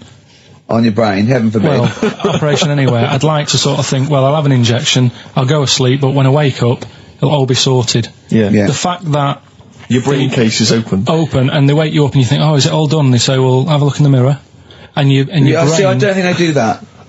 I don't think they try and frighten you when you're doing an operation. Yeah, I don't think that you go about your business and they sort of follow you around, dabbling. Yeah. No, but it's almost like they are having a bit of a laugh with you. Right, well, I'd just like to say now that they don't. Anyone who's going in for an operation on their head, do not ever listen to anything Carl says. Why have you got to be awake? Because you'll be bored anyway. You'll be sat there. Well, they give you a telephone directory, look, and they say, look how many Macs are in there. That's the Scottish telephone directory. And, you know, time flies when you're counting that sort of thing. No, but do you know, like, when you... What are you telling me? What are you asking me? I'm just saying how weird it is. It's weird, isn't it? It's like, do you know when you go for a haircut, right? It's a bit embarrassing. Well, I don't anymore, but when you go for a haircut, it used to be... When you go for a haircut? It used to be a bit embarrassing when, like, they'd wet your hair and they'd make you have that sort of Hitler cut because your hair's wet, and I used to hate it, and I think, do you have to do that? Do you know what I mean? You know it's what I mean? Similar. It's very similar to open skull surgery. What I'm saying is, it's almost like barbers like to do that to make you look daft and feel daft for a bit, and there's women coming in and out, and you're sat there with a daft haircut. Yeah. And this is what that reminds me of. Do you think they do it in a shop window, this brain operation? I'm just saying, it's a bit weird. Why are we doing it in John Lewis's? Just so more people I love the idea that that's what doctors are doing. Let's make this guy look a bit stupid. Yeah. Open his brain Look case. at the twatty look with his brain out of his head. Take a Polaroid, Reg. Take a Polaroid. Look at him. Look at his face. Right, right. Clock his face when I give him the mirror. Get this on camera. Put this fake nose and glasses Sorry, did you teach me something then? Was that educational? I taught you that your brain case can be open when you're awake, and you just sat there sort of letting them get on with it. Brilliant. I've learned that. I'll never forget that. Right, go on. Anything else? You'll love... Let's play a song, because the next one is amazing. What, even more amazing than that? Yeah. Play a song? Yeah, bit of Bowie? No email still, by the way. No, I don't think it's working. It's not working today. Lady Stardust. We'll have to do a phone-in for Rockbusters. Off the Ziggy Stardust album. Alright. Bit of David Bowie. When's that ever hurt anyone, Steve? Never. Lady Stardust off Ziggy Stardust and the Spiders from Mars on XFM 104.9. I'm Ricky Gervais, Steve Merchant. Karl Pilkington is in the middle of educating me. Then, educate me. Right, so, I've learnt that you can, you know, fiddle around with your brain when awake. That's brilliant. I've never been a fan of doctors, though, so this was a good one for me to look up, because... Yeah. Did I tell you the time when, the doctor said, I was gonna die? Alright, keep talking. Right, ages ago, must have been about 15, right? And, at lunchtime there was this... We used to have a choice of stuff to do at lunchtime, right? We used to have, like a burger place that had an arcade machine in it, right? So we used to go there and play on that and have a burger. Or, there was this baker's, right, that my mum worked at, and, did great cakes and stuff, right? So, she used to, like, bring some home and that, but she couldn't always bring them home every night because, you know, they'd cost money, and she used to get them for free. And they used to say they'd rather chuck them away than give them to the staff because there's a chance that the cream might be off. Right. Right, so they used to chuck them round the back. So I used to go around the back with my mate and eat a load. Brilliant. Scavenger eating out of bins. No, it wasn't out of bins, they were still in trays, but they just stacked them up near the bins, right? So this got out, I mean, it used to be chocker. Once the school found out, everybody used to go there, and it'd be like, well, have a cake. The headmaster fighting the kids off. Right, so I'd have, you know, you'd just eat, I don't know, 6 jam donuts or something, and then you'd spend your dinner money on the arcade machine. Brilliant. Right? So it was a good afternoon, really, right? So you'd do that, and this one day I must have had 6 or 7 jam donuts, a few Congress tarts. What's a Congress tart? I love them. I can't get them in London, right? So I'd have some of them. If anyone can get a Congress tart for Karl in London, please let him know. So anyway, this day, that was just a normal day. Do you know what I mean? You'd once, twice a week, you'd have a load of cake. In your life, yeah. A normal day in your life. Were the frog boys there with the webbed hands and the big heads? And the horse in the settee? Yeah. But the day after one of these days, I had really bad cramp in my belly. Right? I was like in agony, could hardly walk. So I said to my mum, you could hardly stagger to the free cakes. So, I was in absolute agony. I said, I don't like doctors, but you'll have to get a doctor in because I don't know what it is, I can't walk. She gets the doctor round. I won't say his name, but he said, well, doesn't look like he's got long left. Blimey. So I was a bit like, hang on a minute, I've only had a few cream donuts. Yeah. My mum was panicking. Sure. He went, my dad came in from work, she said, something's really bad with Karl, I think it's serious, the doctor said he ain't got long left. So he said, what, he said that and just left? So she said, yeah. said, I'll have to call him then. So he called him up, said, what's all this about? You know, Karl hasn't got long left, how long's he got? So he goes, I was only messing. He's just had some bad cream. Can you believe that? Well, the thing is, I like the fact your mum didn't ask any questions. I know. She didn't go into detail. Can you explain more, Doctor? No, I got to shoe off. But she doesn't. I don't want to diss you or your family, but I imagine if I was there, I'd have known the doctor was joking. Yeah. That's all I'm saying. I mean, I sound very arrogant there, but I imagine he went, what's he done? I had about 6 cream grains. Oh, right. Oh, wow. He hasn't got long to live then. I'll see you later. That's what I think the doctor did. Yeah. It's like the idea your mum just let him go. Yeah. Terrified, thinking, well, I'm not going to probe him. He's that's it then. Dad comes in. Hi, honey, I'm home. Anything happened? The doctor said Karl's going to die and then left. Did he? I'll call him. But anyway, that's why these sort of things fascinate me. So we'll move on to this next one, right, which is brilliant. Dead short story. So, right, old woman, about 70 years old. Yeah. She's normally fit and healthy and stuff. Nothing wrong with her. She's having a good life. And one day, she goes for a check to the doctor's, just to check herself out, because she's getting on a bit. Yeah. Says, take your clothes off and that. So she does. And checks her out. Says, yeah, you're looking good, you're looking good. Turn round. He said, oh, God. He says, you got a tumour on your buttock. Right? So she goes, oh, what, can you do anything to sort it out? So they go, yeah, we'll book you in for an operation. It's best if we remove this. Books are in for an operation. Operation day comes, strip her down and that. They're all stood round, the doctors. Start to operate. It only turns out it's a pork chop that she sat on 5 years earlier, and it had stuck to her buttock. Right, Karl. I can forward you. I'm honest. Right. No, listen. Serious. Right, okay, Karl. I'm telling you now. I'm leaving. I'm never doing this show again. No, I'm serious. Honestly. You're talking. I've never had such. You are. Play a record. Play a record. I couldn't believe it. What do you mean you can't believe it? Stop the record. Stop the record. Stop the record. Right. Okay. Right. What do you mean you couldn't believe it? No, when I read it, I said I've got to tell Ricky that. This woman had a pork chop stuck to her arse for 5 years. You mental case. Of course she didn't. Doves caught by the river. People are going to think you're thick, Karl. Well, they can think what they want, because if they do their own research, they'll probably find the story. Because it won't have happened that many Karl, times. Think about it. I mean, how could an old woman have a pork chop stuck to her arse for 5 years? She said she couldn't remember even making one, so she was as surprised as the doctors were. But hold on though, she presumably must have sat on it naked. Yeah. Didn't that bring back any memories? Yeah, it's weird, but Karl. But why would it stay there? Why wouldn't it fall off when she had a bath or a shower? Grease! What about a bath? But why didn't the doctor realise that when he first looked at it? Yeah. Was he not paying attention when he selected his tumour?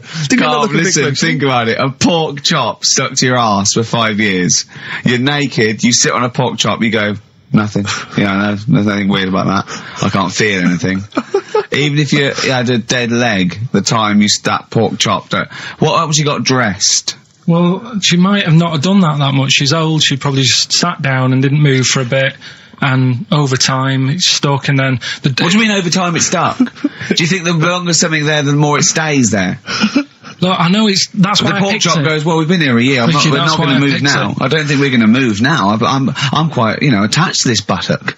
I think I'll stay here for another 4 years until some doctor works it out. I love the idea they got her into hospital, they gave her the bed baths, they got her ready for the operation, they laid her out.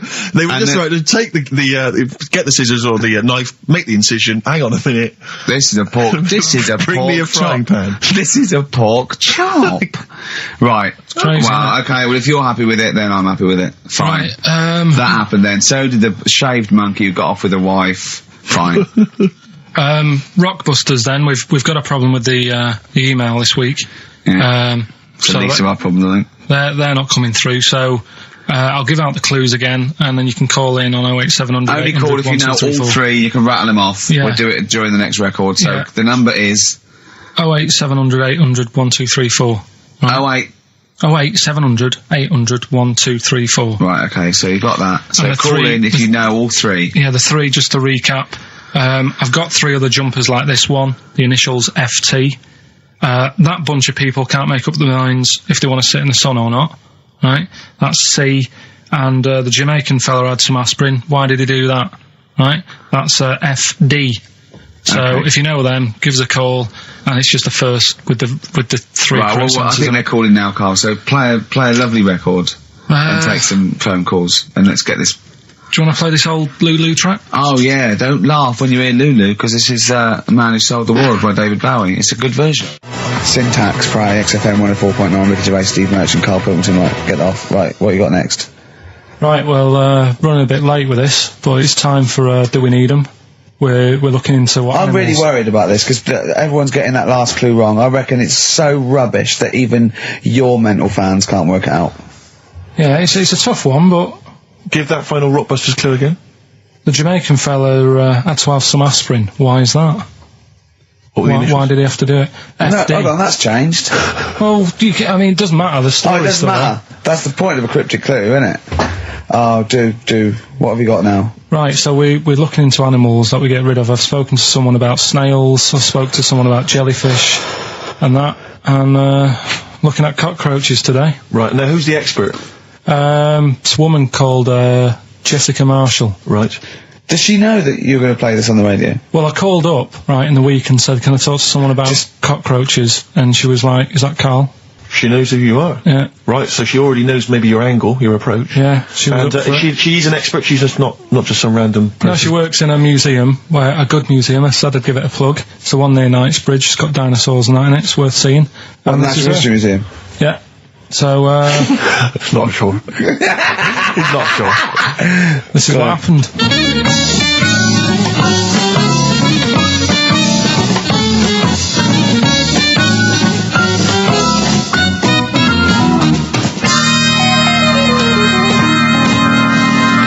Now, what I'll do, I'll tell you as much as I know, and then you can fill me in if I'm right or wrong. And then at the end of it, we'll get to the bottom of whether we need them or not. Okay. All right. So first of all, the first thing that I found out is that they have 18 knees. That's not exactly possible. They're insects, so they have 6 legs. Yeah. And a knee is usually the junction between femur and tibia. That's sort of classic human knees and every other animal knee. So with 6 legs, you can only have 6 knees. Could somebody sort of got mistaken for seeing one that was a bit double jointed? I think you're grasping at straws or something. All right. Well, we might have to come back to that one then. Okay. They can hold the breath for 40 minutes. Well, they don't do that because they don't breathe in the same way as us. They breathe through little spiracles, holes down the side of the body. So, no, they're not a very apt simile because the method of breathing is so different. What do you mean? Because insects have a totally different system. They don't have lungs in the way that we do, just breathing through one part of the body. They're actually breathing through every segment of the body all of the time. So even though they've got their mouth shut, they might be able to slide. Nothing to do with breathing. So only feeding. So you see, maybe that's where someone's gone wrong. Someone's got hold of one and sort of taped its mouth up or something and got bored after 40 minutes and said, well, we'll call it right. Pretty unkind thing to do to an insect, even to a cockroach. Yeah, but it's all... You can't do that. Yeah, but... No. Pretty unkind thing to do anything, even a cockroach. Something else I found out. Yeah. They can live for a week without an head. Well, that's true if they don't bleed to death in the process.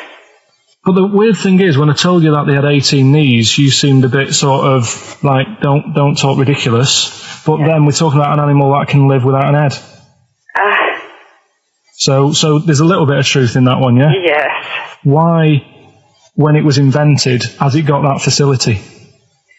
Say if someone said to humans, we could do that with humans, and, you know, if you lose your head in some accident, it gives you a bit of time to sort of go back to your family and maybe write them a note. You won't be able to have a chat, but write them a note saying, it was my own fault, and it was nice knowing you. Well, that would be a useful facility, I agree, but cockroaches are great survivors. I mean, they've been around for over 300 million years. They're one of the most primitive insects.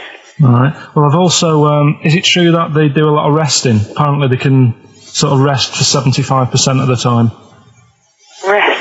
Yeah, they just sit about doing nothing. It's probably true of a vast proportion of the world's fauna. I mean, maybe the 25% that they are working, they're really giving it some, so it might make up. They're probably searching out food, and they can slow down considerably. You can chill insects in the fridge, and they'll become very, very quiet. You might think they're dead. Yeah, but I'm sure, if we were sat in a fridge, we'd go a bit quiet, wouldn't we? Well, you might not know much about it, of course. Yeah, but... Not quite reading the right sources. Well, I've been using the internet. I'm sure there are many useful sources that you could find there, but some of those seem to have been a little misleading to you. So you don't agree with a lot of what I've told you there? No. So, cockroaches, can we get rid of them? No. So we're keeping them then? I would say so, yes.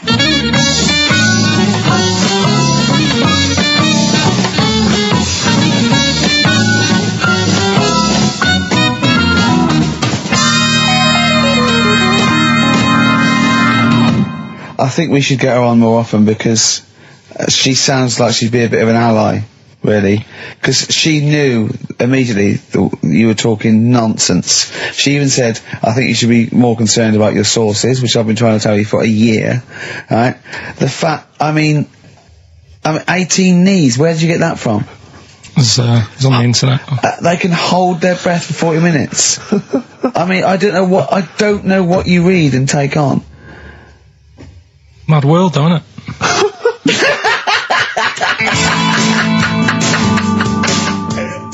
Right. The Cure, obviously. Yeah. Right, Carl's been taking phone calls for these clues. Right, and so everyone's been saying the same thing for the last one. He's been going, no, and I'm worried. I'm always worried. FD. I just overheard him on a call. They're going, what have I been saying? Oh, no, it's FP. Dickhead. Right, give me the clues out. It's a rollover. Right, tell people. We're really sorry to anyone who would have got that right. Okay, right, do the clues quickly. Tell them it'll be a rollover, so we have to do 3 new ones. Do you not write these down, I don't write the answers down in case Ricky looks over the thing and sees the answer. Why would I cheat? I'd rather you do something right with your life. Right, well, the clues were I've got 3 other jumpers like this one. Yeah. That was FT. Yeah. You got that. 4 tops. Yeah, that's all right. Good, well done. That bunch of people can't make up their minds if they want to sit in the sun or not. That was C. They were getting that. That was charlatans. Charlatan, right? A bunch of them charlatans, right? What do you mean? What's Charlie? No, it's like, shall I go out? Shall we? Charlatans. They got it, right?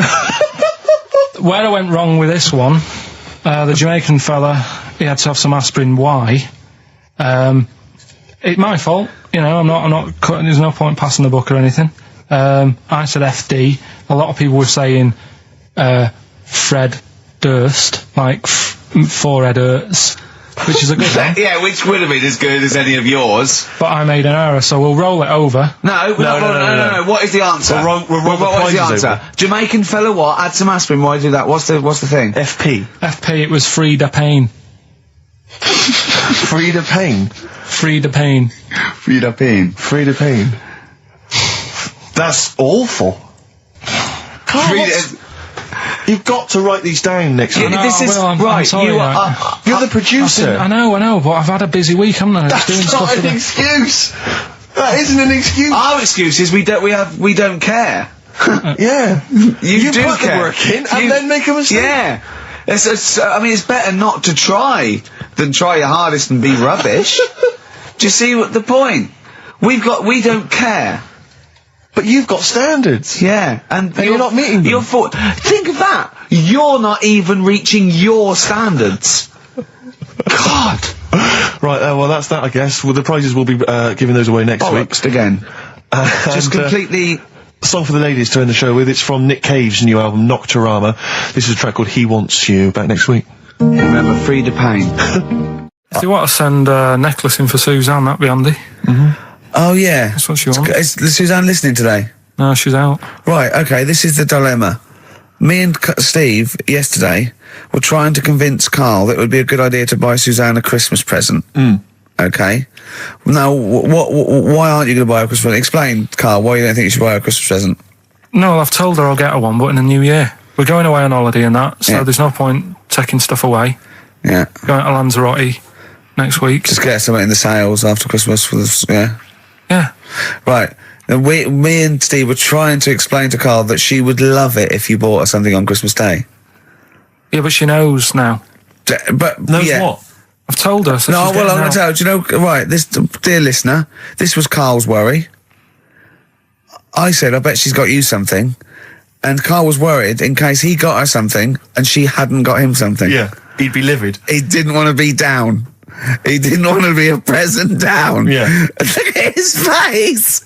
So buy her a nice necklace. Don't spend, just spend £100, just a little token. We're going away. We're taking her away on holiday. No, you're not taking her away on holiday. What, you're paying for it, are you? Yeah. Are you really? Well, half and half and that. Right. So you're paying for you to go on holiday? That's good of you. So the gift is your company, really? She's done all right. She's done all right. Why do you talk like you're 60 years old? And you've been working down the mine. I know that she's done all right. Do you go over to her and say, Suzanne, you're bloody lucky? I mean, you've fallen on your feet. Look who you've got. What? I'm not sure she has done all right. I don't want to be critical, but. Oh dear. So what are you going to get in the sales? What are you going to get her? Yeah, it depends. I'm thinking. I mean, I'll give her the choice. She can have Kingsley and or Bob Marley. Right, I'll let her decide there. Oh dear. I can't wait to see you. Where are you going, Lanzarote? Yeah. Where's that? Don't know. Suzanne sorted it out. I said, Lanzarote. I said, is that Africa or is it Spain or Portugal? Just thought you don't know. I went, what do you mean don't know? I goes, well, what's the currency? I went, don't know. I said, Suzanne booked this one, did she? Yeah. I thought, where is it? Is Lanzarote African or foreign? Somewhere foreign. I was looking last night, and doesn't look that good. There was like one of the highlights of the things it says you've got to do is go and have. Apparently they've got restaurants in caves, and that's like one of the things they say you must do. So, if that's a highlight, do you know what I mean? Right. So I'll do that. Go and see what that's like. Yeah. When you're on the beach, Karl, do you wear the very, very tight Speedos? No. Do you walk around with them? Sort of longish shorts, t-shirt on, probably with a sort of a light shirt on top of that. Right, sure. So quite wrapped up then. Covered up. Do you wear a hat? Because obviously the bald head there's risk of sunburn. No, I just put a bit of lotion on it. Lotion on there. Yeah. Just have a bit of a wander down the beach, have a look. Yeah. See who's in the old blokes with their tackle out and a backpack. A lot to look forward to. So yeah, there you go. Yeah. Well, we're looking forward to finding out how you get on. Yeah. And interested to know what she gives you on Christmas Day. More scintillating chat after this next song. All right, bit of placebo. Yeah, love it. Special needs. Placebo, special needs on XFM 104.9. Email in where Lanzarote is. I don't know if it's Italy or Spain or Europe or maybe Africa. These are the sort of things. These are the reasons I come into it to at least learn something, innit, Karl? We've stopped educating Ricky, so I've stopped learning. Apparently, Lanzarote is one of the Canary Islands. Oh, is it? Although we've also been told it's part of Spain.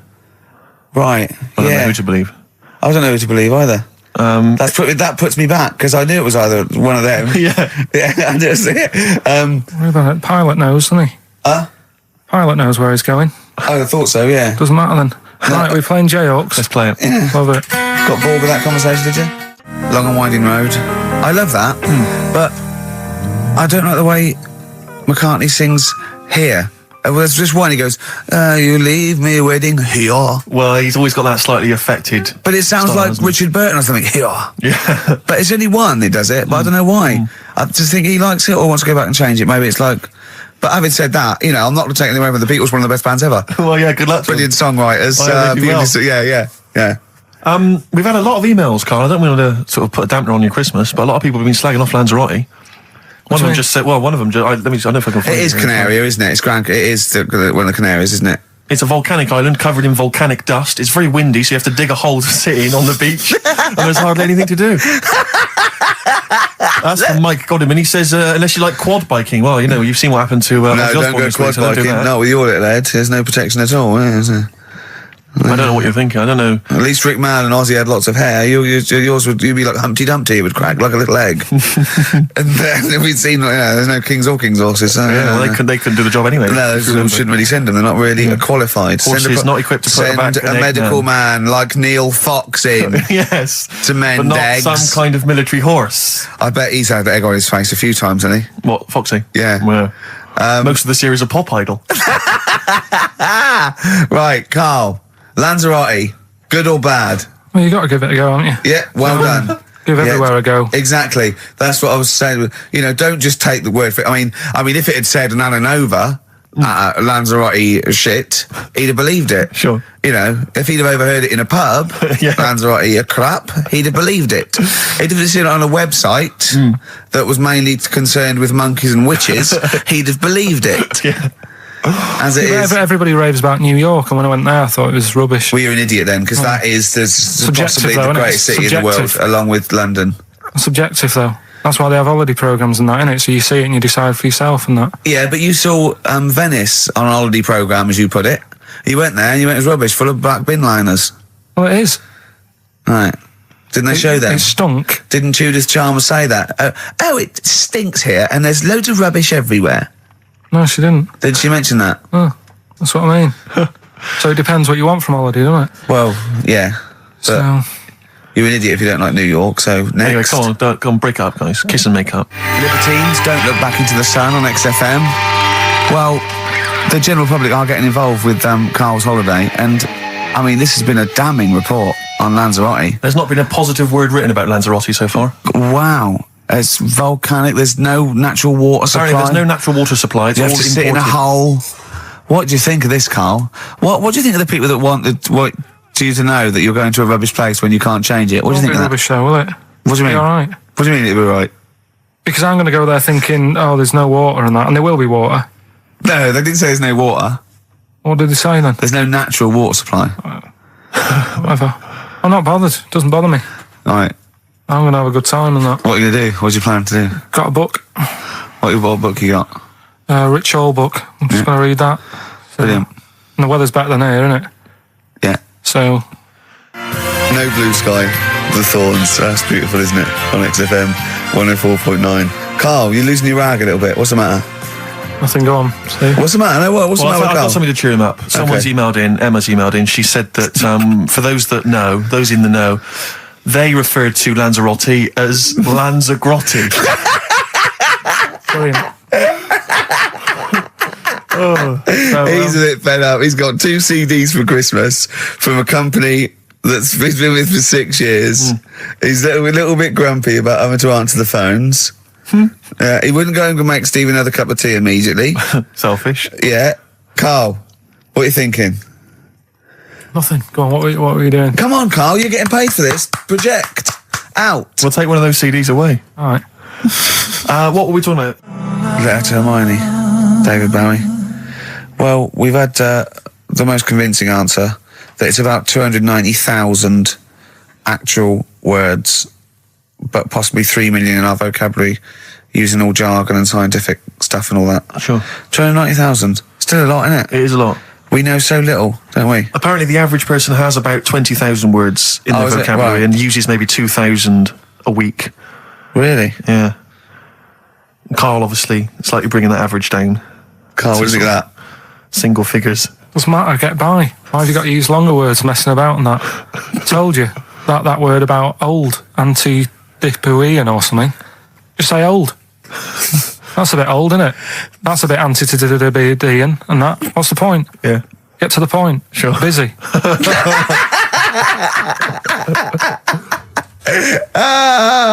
Right, okay. Are you in a film this week, Carl?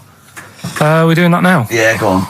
Get it over with. Hang on a minute then. Get it over with. Let's get this show over with. We can go home. You can go off to Lanzarote and sit on some ash. Some charcoal. He's not happy about that. That's annoyed him. The listeners have all ganged up on him. Yeah. XFM giving him 2 CDs. We've had more calls for his resignation this week than ever before. What do you think of that, Carl? What do you mean? There's another reason. Do you know what I mean, though? Because he's grumpy. He's not just giving it. He goes, well, I can't help it, can I? I don't want to. You're being paid well to do a job. People have tuned in to be entertained, to have good songs. Me and Steve are working I'm pressing here. the buttons. I'm paid to press the buttons. That's what I'm doing. Has every CD started on time? Yeah. Why would they give you Monday off if you just paid to press the buttons? Don't get every other Monday off, do I? So have you stopped doing that now, have you? Well, yeah. Why? Because there's work to do in that. I'm not moaning about it. Let's get on with it. Comfort and Sound by Feeder on XFM 104.9. I'm Ricky Gervais. With me, Stephen Merchant. Hello there. But no Karl Pilkington. No Karl. He's in Lanzarote. Lanzarote, But as we we have speak. got a very, very special stand-in. It's Camfield. Carry on from British Sea Power on XFM 104.9. Not bad at all. No, listen, we should just point out to people that Carl's away, and we always slag him off because he provides very little. And he's an idiot. Well, exactly, to be fair. But he's obviously off in Lanzarote, and he's forgotten to tell us what the password is for our email, Rick. Idiot. So we can't get into the email. So we're going to have to use Ian's email instead. ian.camfield@xfm.co.uk if you want to get in touch. You're never going to have so many emails, Ian.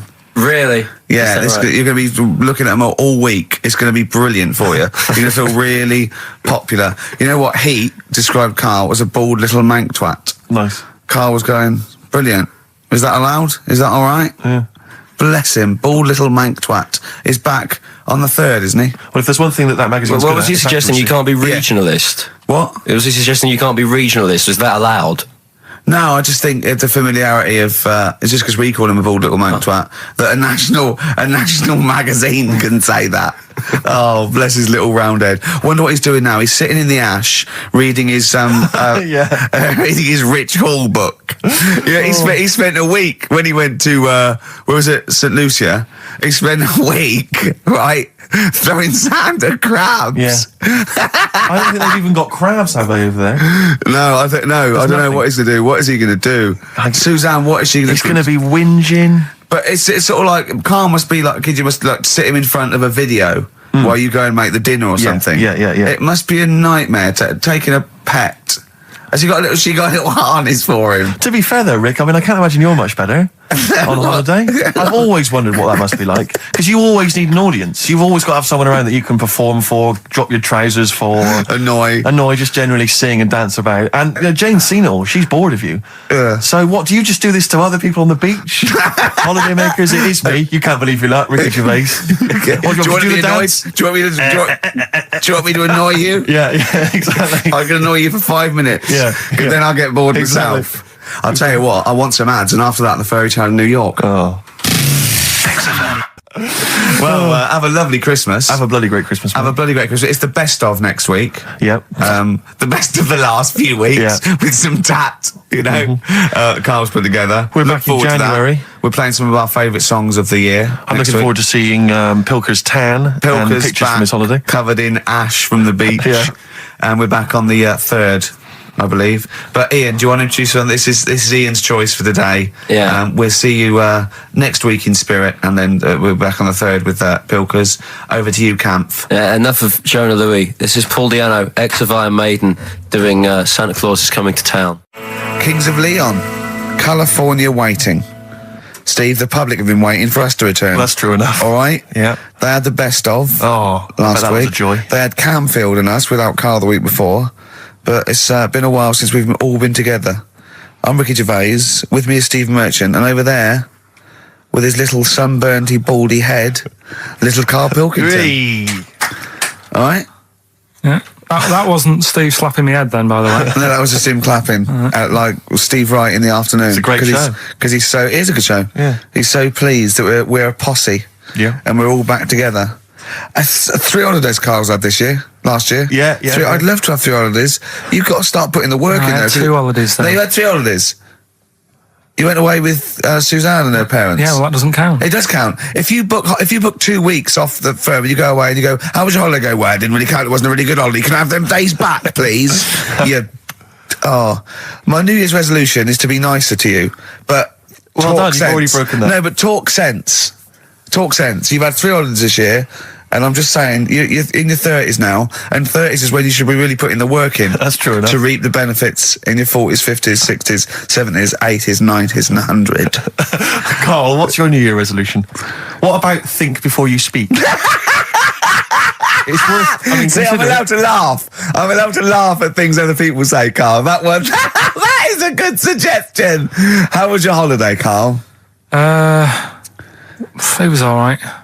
Right, brilliant. But that I don't see on the ratio of good to bad in Carl's mind. That might be amazing because we never might be amazing, see the mightn't basis it? of anything. I'll tell you what. Can we have a cracking little tune and then come back and hear about Carl's holiday? I'd love to do that. Let's keep it tight. Love to Tear Us Apart by Joy Division.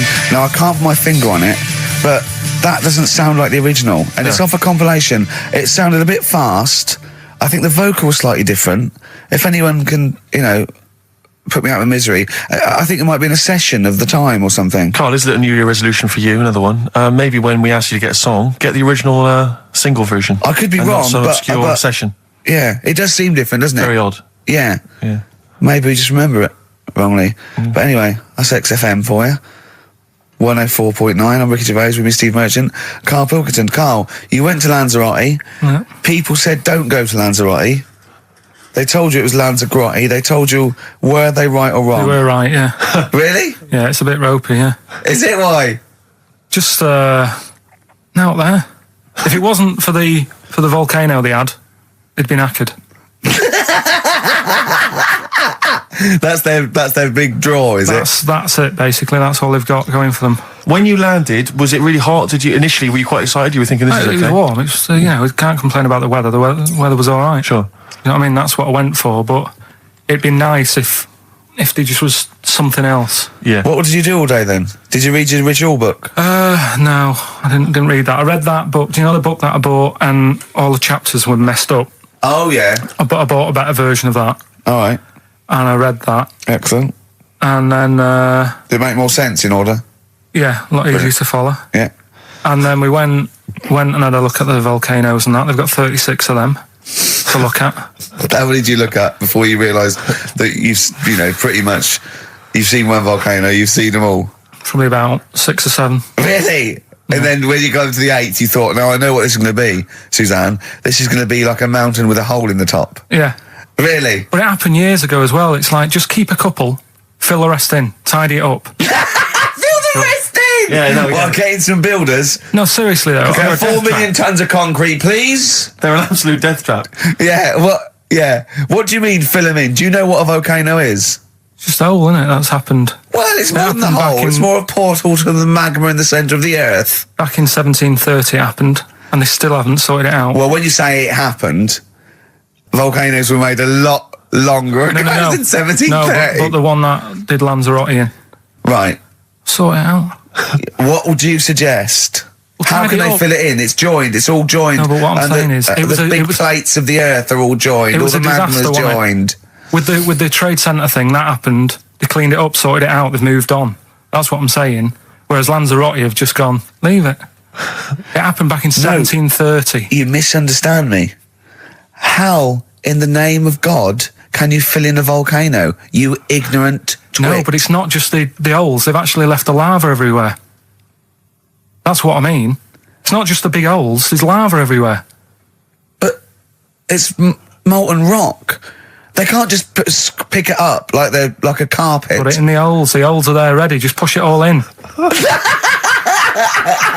That's what I'm saying. What exactly is there then? Is it just a kind of moon-like kind of surround with just kind of dust and rock? That's exactly what you see. I was there when the Mars thing went wrong. Yeah. I would have just sent a camera crew there, filmed a bit of that, right, and say, here we are. This is it. Ignore the little coffee shop in the background. Right? This is Mars, because that's what it's like. Just loads of dust. Yeah. Holes everywhere. Tidy it up. Little round-headed aliens complaining. It's just like Mars. Yeah. So is there what's the best bit about the holiday? Come on, pretend you're Judith Chalmers. I have been doing. I would have done all. I would have said that. Don't bother. Well, I mean, the hotel was good. Yeah. That was all right. What was that like? It's all right. Just, clean. That's all you want, isn't it? See, that's not quite what Judith Chalmers does. She doesn't go, what's the hotel like? All right, yeah, clean, isn't it? All right.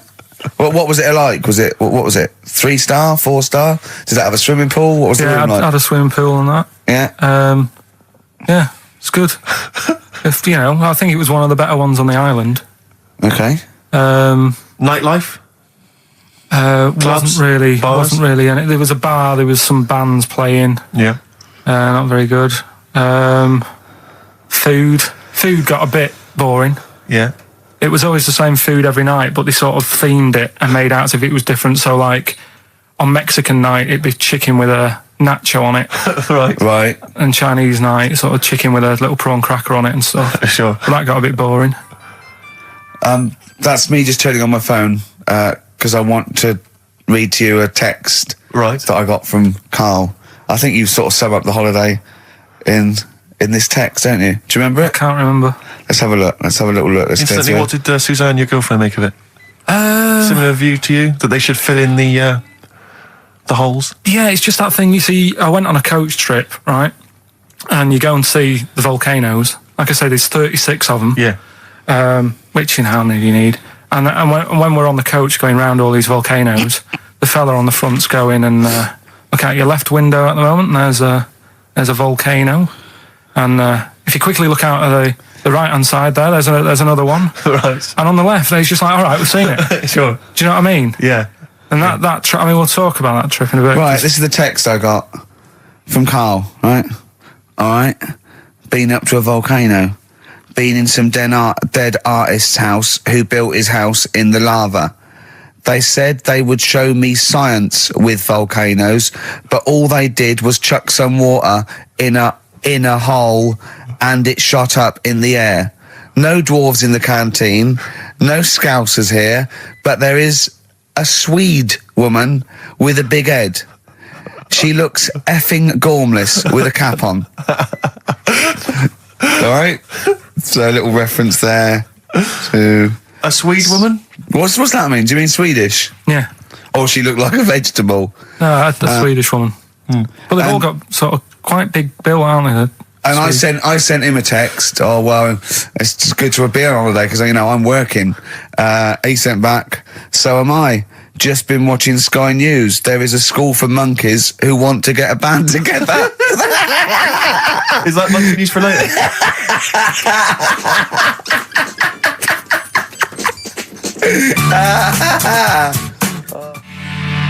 Oh My Corazon by Tim Burgess. I can't get enough of that. I love that chorus. On XFM 104.9. Ricky Gervais, Steve Merchant and little Karl Pilkington. But it was a nice holiday. Yeah, it's all right. It's just, I went there to relax and that. Exactly. Did a little bit of that. Trying to think of some new, features and stuff. Sure, always working. 3 holidays a year, Jesus. Oh, well, not really 3, not 2. It's all one big sort of like work thing to me and Steve. 2 holidays, isn't it? Work hard, you need the holidays. So, yeah, the things that annoyed me was like, you get bored sat around the pool after a couple of days. I'd read my book. Yeah. There wasn't much going on the... Not even any crabs to throw sand at, was there? No crabs or anything. They wouldn't bother with Lanzarote, right?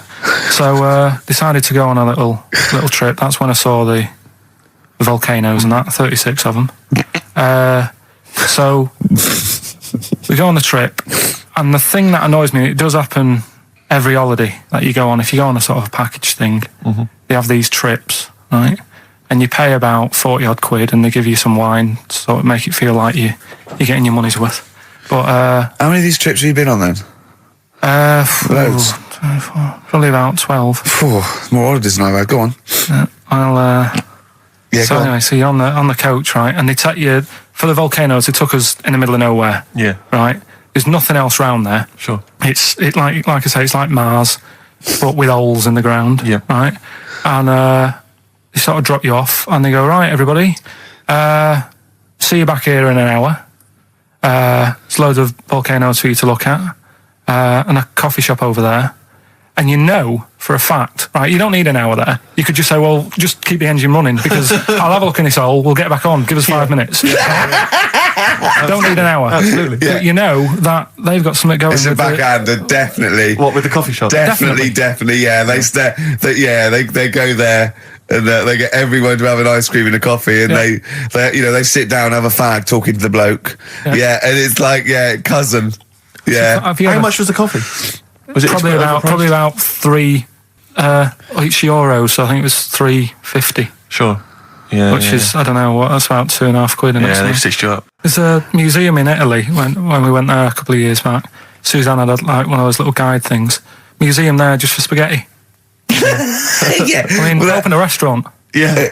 Was it interesting spaghetti? Spaghetti in different shapes? Don't know, I didn't go. I went to see a big hole in the ground. Sure. Can't get enough of them. Well, but out of 10 then, what would you give it out of 10? All in all, food, location, right. Relaxation, enjoyment. Yeah, that's 6. Okay, brilliant. 6, yeah. Next week, where are you going next week? You're not on holiday next week? I don't know. Going away with Suzanne's mum and dad again. 5 holidays. Been Play a record. You've got to put some work in. You're in your 30s now. You've got to knuckle down. It's that thing though, innit, of looking at her mum. There's a lot of truth in that, isn't there? That you shouldn't really meet up with your girlfriend's sort of parents and that. Sure. Because you just sort of get a little taster of what's to come and what have you. And what's to come with yours? It's a good job I didn't meet her early on. No. You're going to be in such trouble! No, they don't listen. It's alright. Really? Well, Suzanne does, doesn't she? She'll probably be out. Really? But she knows. She's got some sense. Yeah, when you get back. Yeah. You went on holiday with them, didn't you? Yeah, we've been on since then, haven't we? I don't think so. Yeah, I went on holiday last week, been away, but that was just me and Suzanne. Talk about that later. Yeah, okay. Although that's coming up.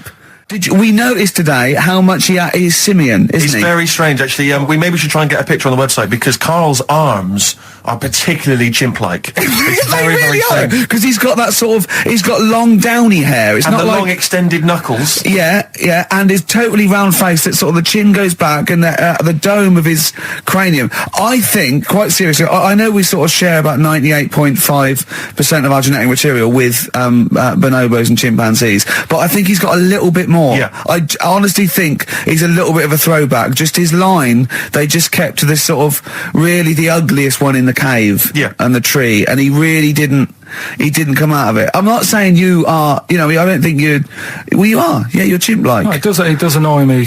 My hair annoys me on my body and that.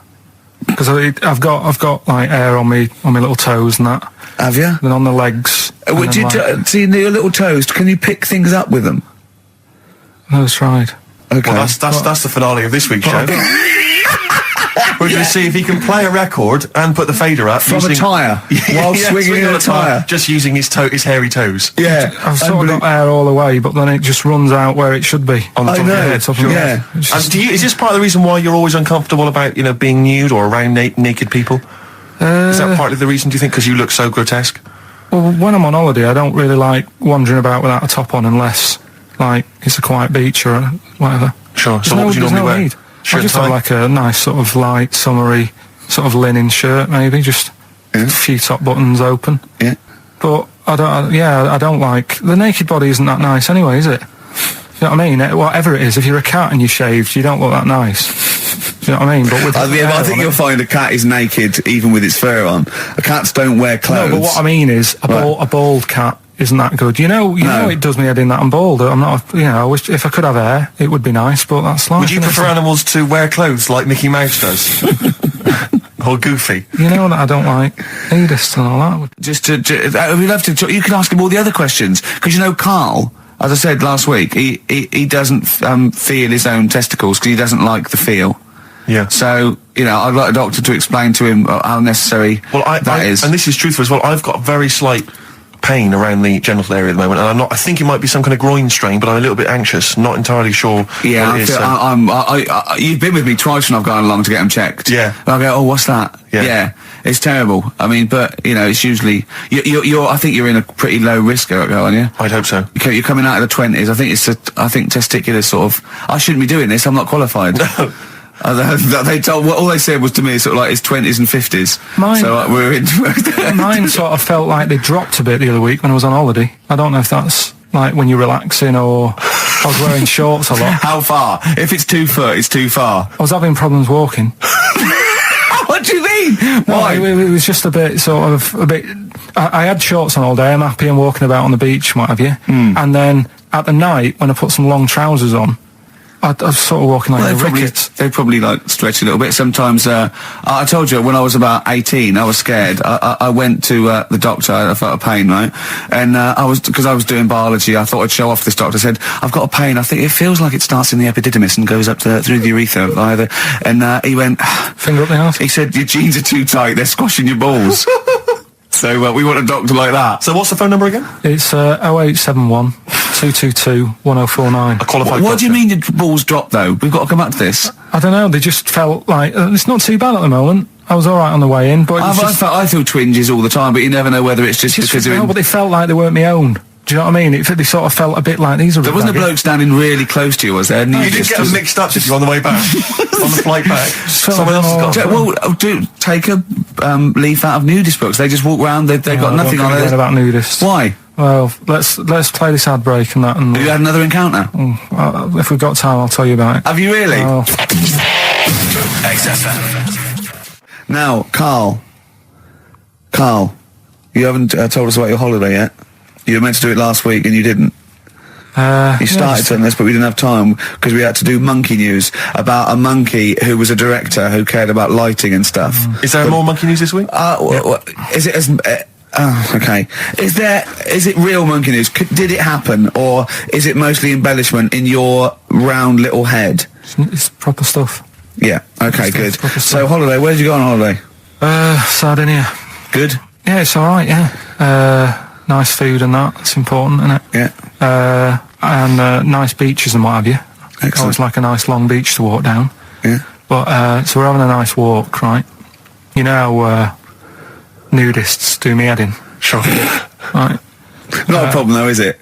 It's not like being scared of spiders where they might jump out under the kitchen sink at you. You know what I mean? It's not a big problem having your head done in by nudists. Yeah, but it just annoys me. It sort of ruins the day a little bit because it makes me feel uncomfortable. Right. Take your clothes off if you feel uncomfortable.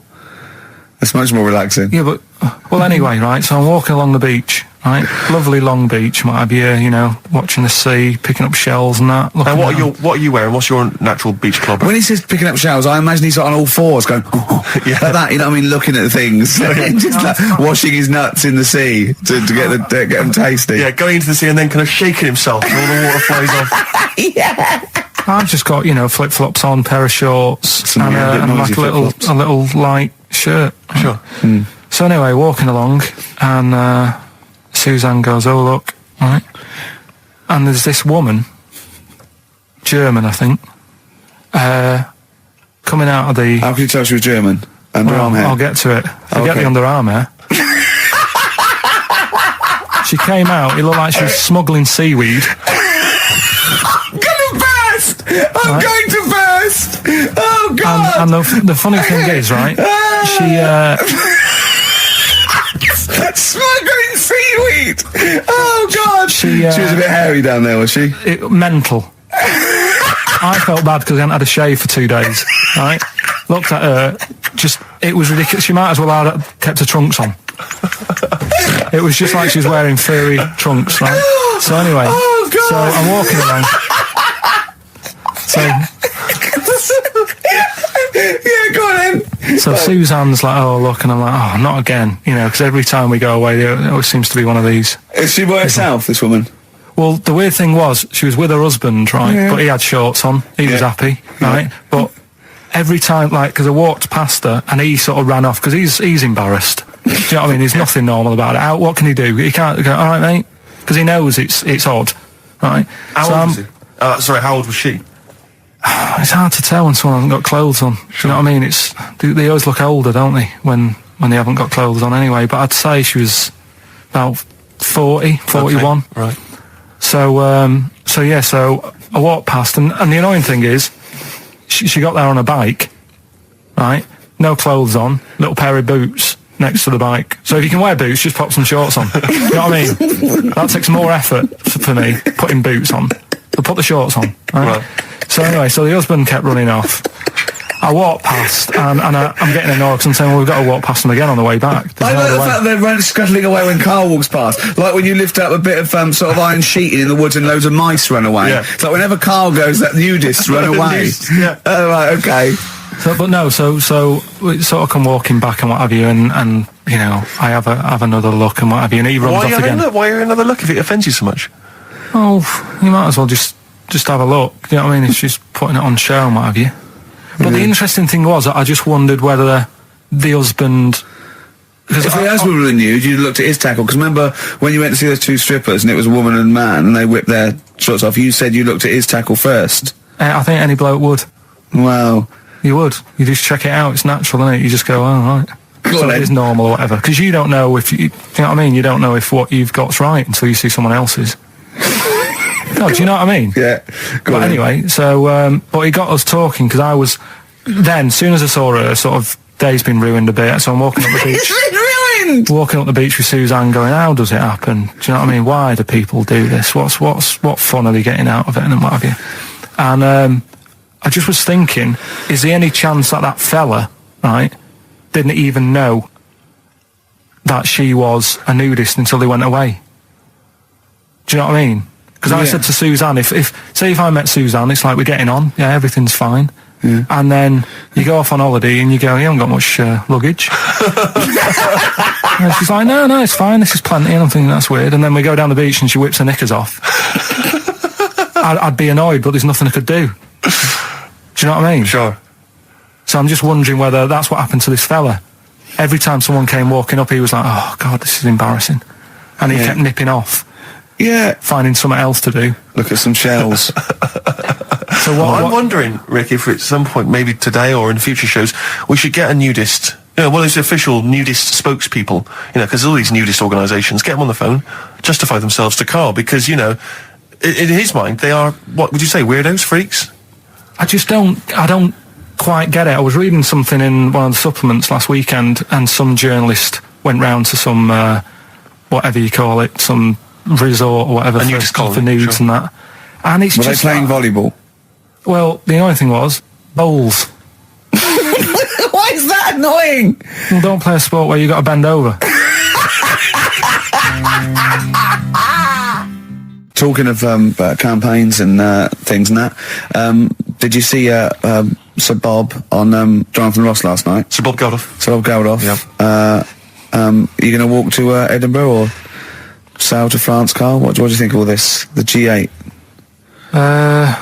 I think it's good that, he's doing some stuff for the world and what have you, but probably won't bother. No. Having a walk. What do you make of all this campaigning? He's dedicated his life to this now, hasn't he?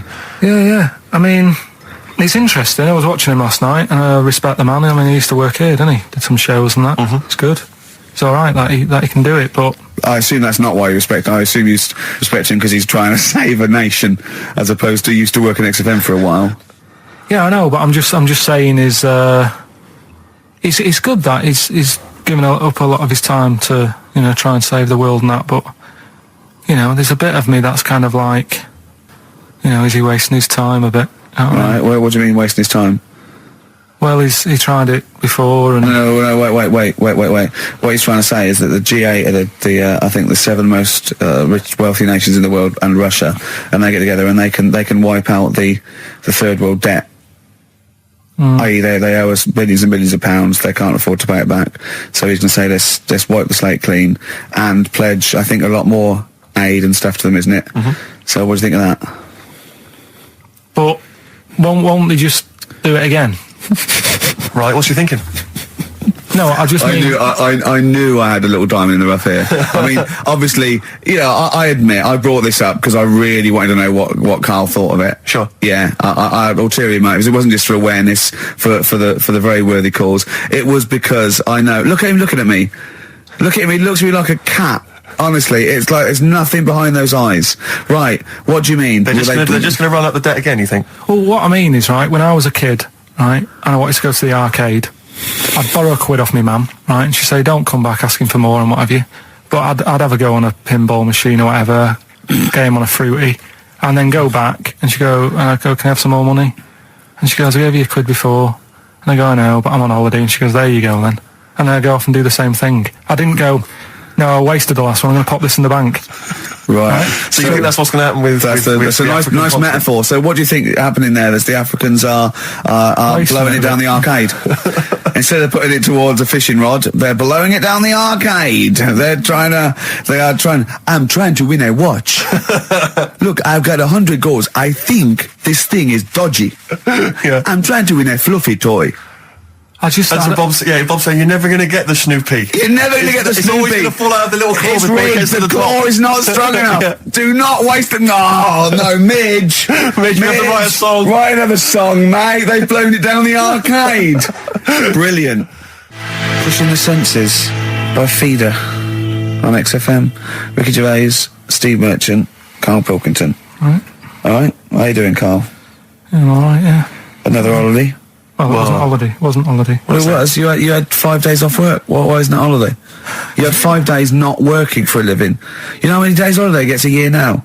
29. Oh, that's more than teachers, isn't it? It makes me sick. It makes me sick. Well, I know the kind of hours you work, Rick. It's mad. I mean, if you're not in work by midday, you're furious. No, but I mean, I'm always... 29's normal for the normal working person. Yeah, but, you know... And anyway, it wasn't a proper holiday. I went to see my mum and dad. It's nice to see them and everything, but it's not holiday, is it? Why? It's not going away. It's not getting on a plane, is it? Going away. Oh, is that definitely a holiday? What happened before 1950? I don't know. People used to go... Yeah, exactly. People used to go to Blackpool or Brighton. That was holiday. Yeah, but I didn't Where did you go? Went to Wales. There you go. Lovely holiday. Lovely holiday. Have a holiday in Wales. That's what they say, innit? Come to Wales and have a holiday. That's what they say, innit? So come to Wales and meet your parents. Come to Wales and have a lovely holiday. Right. Well, anyway, it was good and that. It's always good to see him. Right? Yeah. But week off work. Do you know how, like, my mum likes gnomes and stuff? Yeah. Right. Of course she does. She's lived with one for 30 years. She said, get your dad to take us to this park where they've got 6-foot gnomes and stuff, right? Have a walk about. Sounds like a nightmare. Yeah. Sounds like a living nightmare. Keep an eye on Karl. So anyway, he stood still for 2 minutes. Someone bought him. No. You can't buy them and that. It's like a little exhibition thing, yeah. Right? And it's part of a hall, right? This big hall that you have to pay to get in. But we didn't want to see the hall. I just wanted to see the gnomes. Of course you did, yeah. So anyway, my dad says, yeah, well, we can get in there for free. Of course he did. Clever. Right? So we parked up on this little country lane, right? No one about. We walked How much down, was it to go in? Like £2? about £3 each. Yeah. But he said, well, yeah, but if you don't have to pay, do you know what I mean? You enjoy it even more, don't you, when you're walking about and you think, I've got this £3 in my pocket, no one's having it. Yeah. Right? No, looking over for a bloke with a peak hat saying, can I see your ticket, please? I wouldn't enjoy it more, no. Go on. Yeah, but you don't worry about it, do you? You got a bit of money now then, Rick. You've changed. So anyway, so we had to walk across about 4 fields. For £3! Right? And what happened was, we're walking through all these fields and what have you, big grass and muddy bits and all that, 'cause it'd been raining, and climbing over fences and stuff. And we're in this field, right? And I look to my right, and there's about 30 cows all staring at us, right? And Suzanne started to panic a bit. She said, we shouldn't be here. Dad says, of course we can. We're allowed to go wherever we want. All this land, it's ramblers' rights and all that stuff. Yeah. And take a cow if you want. So, unattended. Serves him right for leaving him in the field unattended. I'm having one. I'll keep us fed for a week. Anyway, these cows start surrounding us. Surrounding us. Oh, brilliant. Oh, no. Face off. And Suzanne's panicking, going, this isn't right. We're not going to make it to the fence in time. They're moving faster than us, and he started sort of running a bit. Wow. And it's like some kind of bovine West Side Story. A gang of cows coming at you. Don't worry about it and stuff. But my dad had to sort of stand there and wave a stick at him. Of course. And we got away, but Suzanne was having a bit of a sweat on. Got away. Saying, we could have got killed. Sure. And my dad saying, no, it never happens. And I just wondered if it does, if there's a risk of... Yeah, it is rare, but there's been a couple of cases of being trampled by cows. They're not aggressive. They sort of run through you. Well, they're aggressive if they've got a calf. Did they have kids? What? You had kids with them? Kids, yeah. That's a goat you're thinking of. Yeah. Maybe they were trying to sneak into the gnome thing, and they were worried that, like, if too many people did it, and they brought some cows, we can just sneak in. They were cows, trying, no one's expecting cows. And the cows were going, humans. walk upright like you're human. Don't walk upright. They thought you'd blow their cover. Yeah. Yeah, people have been killed by cows before. Yeah, that was like the highlight, and then... So when you arrived there, you were presumably covered in mud, looking like something that had just come from Glastonbury, staggering around this exhibition. It wasn't that bad. It was just like a woods, and it had like a funny sort of funeral, like a graveyard thing. Right. Yeah. With bodies sort of hanging out the ground and that. And we had these 6-foot gnomes. Right. And then we just set off again, walked back. But you sure this wasn't a dream? No, it was good. But then I got back, right, Steve, and called up Ricky. I said, right, are you about? Have a chat and that. So he said, I'll just come round. It's a nice day. Have a drink and what have you. So I got round there at about 6:30, right? Go up to his door, knock on his door, right? He stood there with his tackle out. Oh. Yeah, what did you make of that? What was wrong with that? What do you mean, what's wrong with that? Why were you looking at it? Why were you looking at it? I tried not to look at it. But again, you're always sort of attracted to it, aren't you? Kind of like... I've never been attracted to another man's tackle. I don't know what you mean. You can't help but have a little sly look. Especially when it's there. When you ring the bell, and I mean the one on the door, right? And that's hanging out. And does he dress to the left or the right? It was to the left, wasn't it? Yeah, it was left, yeah. Just popped it out of my shorts for him. Just popped him out of the shorts. Should have seen the state of him. Shorts on, no top, cigar. Looked like someone out of The Sopranos. It was a mess. Yeah. And then, we sat on the balcony drinking wine, didn't we? Did you pop it back in, or was it? Yeah, I popped it straight back in. I got the laugh. Sure. I got the laugh I wanted. Yeah. He walked in, he went, it's not that hot. Straight away, it's not that hot. Oh, brilliant. Then, was that knob news, or is there more? No, it's got more knob news. That's just a taster. Just a taster. Listen, let's play some adverts. Let's play some great music, and maybe we should have some early knob news. Early knob news coming up. XFM.